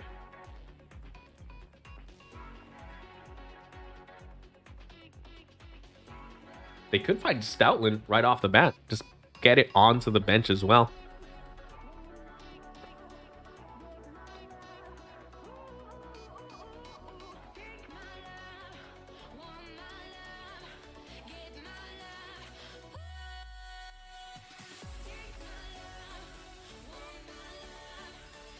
Let's see what they decide to grab here. Might just have to be the Guru. Protect the hand. But I think I'd like the Luminion. Not to... just so that you have choices for the next turn there. And the Capture Energy is going to be pretty important too. Let's see like what they decide to grab off the Capture Energy. Still a lot of choices to make.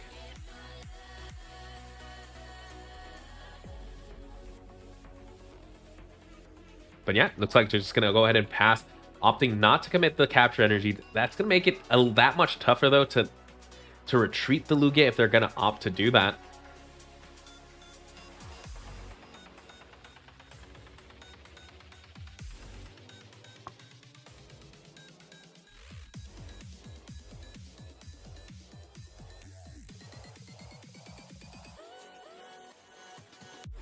we're gonna see the evolution. Sorry, the battle VIP pass come into play now.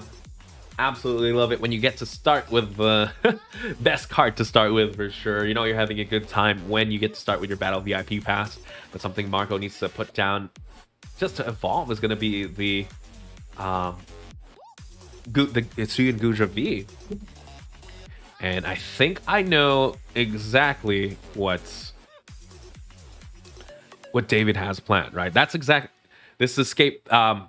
I was wondering earlier why they didn't opt to attach the capture energy to net a Pokemon, and seeing the escape rope, definitely the right call, right? If they benched a Guru, for example, they would still have to find a way to retreat it. Versus in this position right here, right now, they have a targeted knockout on anything they want, right? They could go attach a capture, get something, get the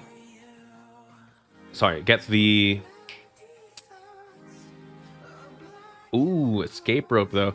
Cramorant with the spit innocently is gonna be doing some pretty good damage. We do see the capture energy now, getting the Hisuian Gudra V.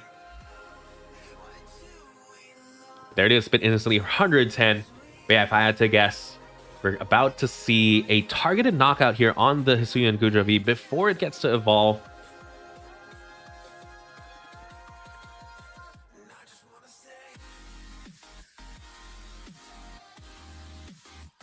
Evolution Incense being played now, grabbing the Archeops, just thinning out the deck. They're looking at what energies they have to work with. Summoning Star now coming into play. Now, what energies do you commit here is the next question. There's a Luminous Sign, finding the boss's orders. There's 4 powerful energies in the deck, right? So in this position, maybe you go boss's orders into the Gudra, take 2 prizes that way. Your Lugia does get beat up, but then you go into Stoutland. Unless you don't have access to the Stoutland. That could be a thing as well. Because you need all powerful energies on the Stoutland to take a knockout on a Cramorant.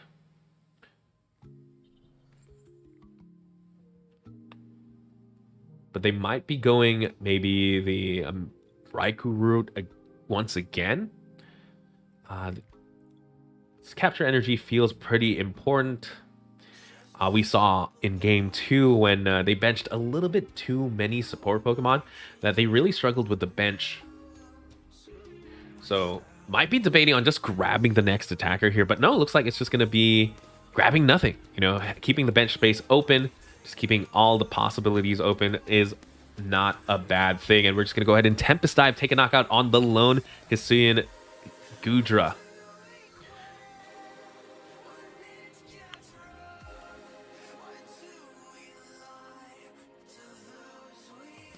And something Marco, unfortunately, is not playing.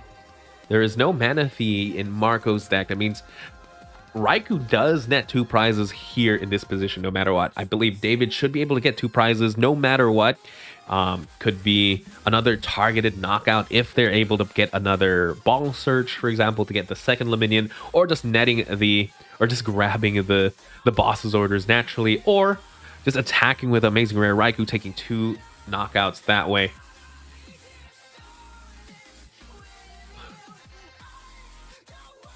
There's the quick ball here on Marco's side.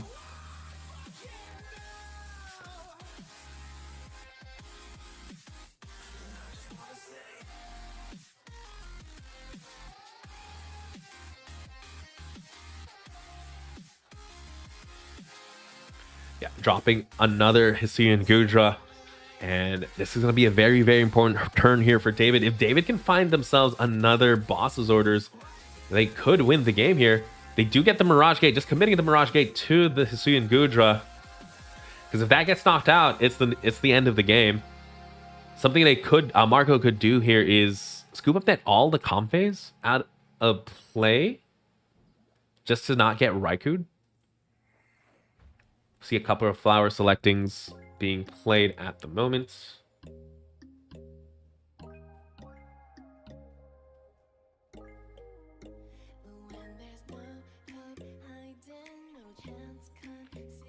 It's gonna be a pass. Ooh, big top deck there. Oh, but we know there's only one Luminion deck. The other Luminion's prized, if I remember right. Let's see. Gonna be able to evolution incense here. Maybe grab another Archeops, another Lugia, thin out the deck. Oh, no, the Luminion's in there, and the boss's orders. This could be the game-winning play. Absolutely huge top deck here for David. Finds themselves the Ultra Ball. Gets the Luminion V.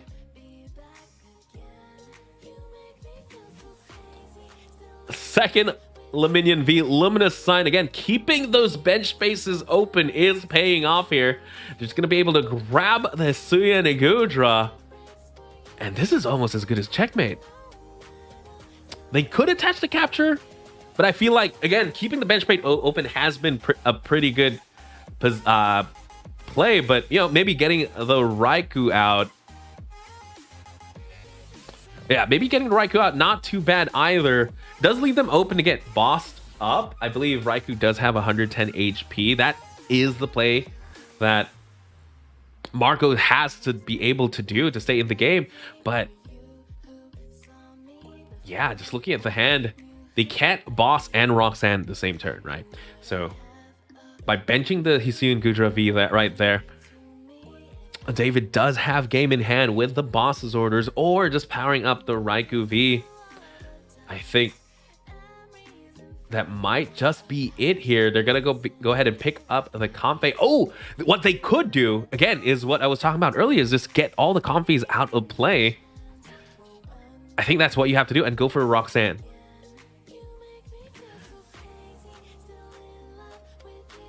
Flower selecting, a lot of flower selecting being played in this game for sure. I don't think there's any more scoop up nets for Marco's side of the field.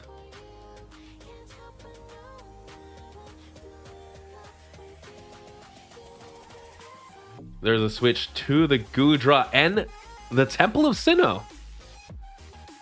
Temple of Sinnoh, Roxanne. I don't think that's going to matter too much, though. They're going to need double Mirage Gate here. Power up the Hisuian Gudra so they can attack with the... Do they get knockout? If they have Mirage Gate here, do they have not? No, I think that it's going to be it. And... yeah, there it is. Tempest Dive, 220 damage. Taking a knockout on the Hisuian Gudra. I just didn't want to count Marco out. But again, that was a very, very tough position to be in. Huge congratulations to David Hendrickson. Let's go ahead and head back to the desk here.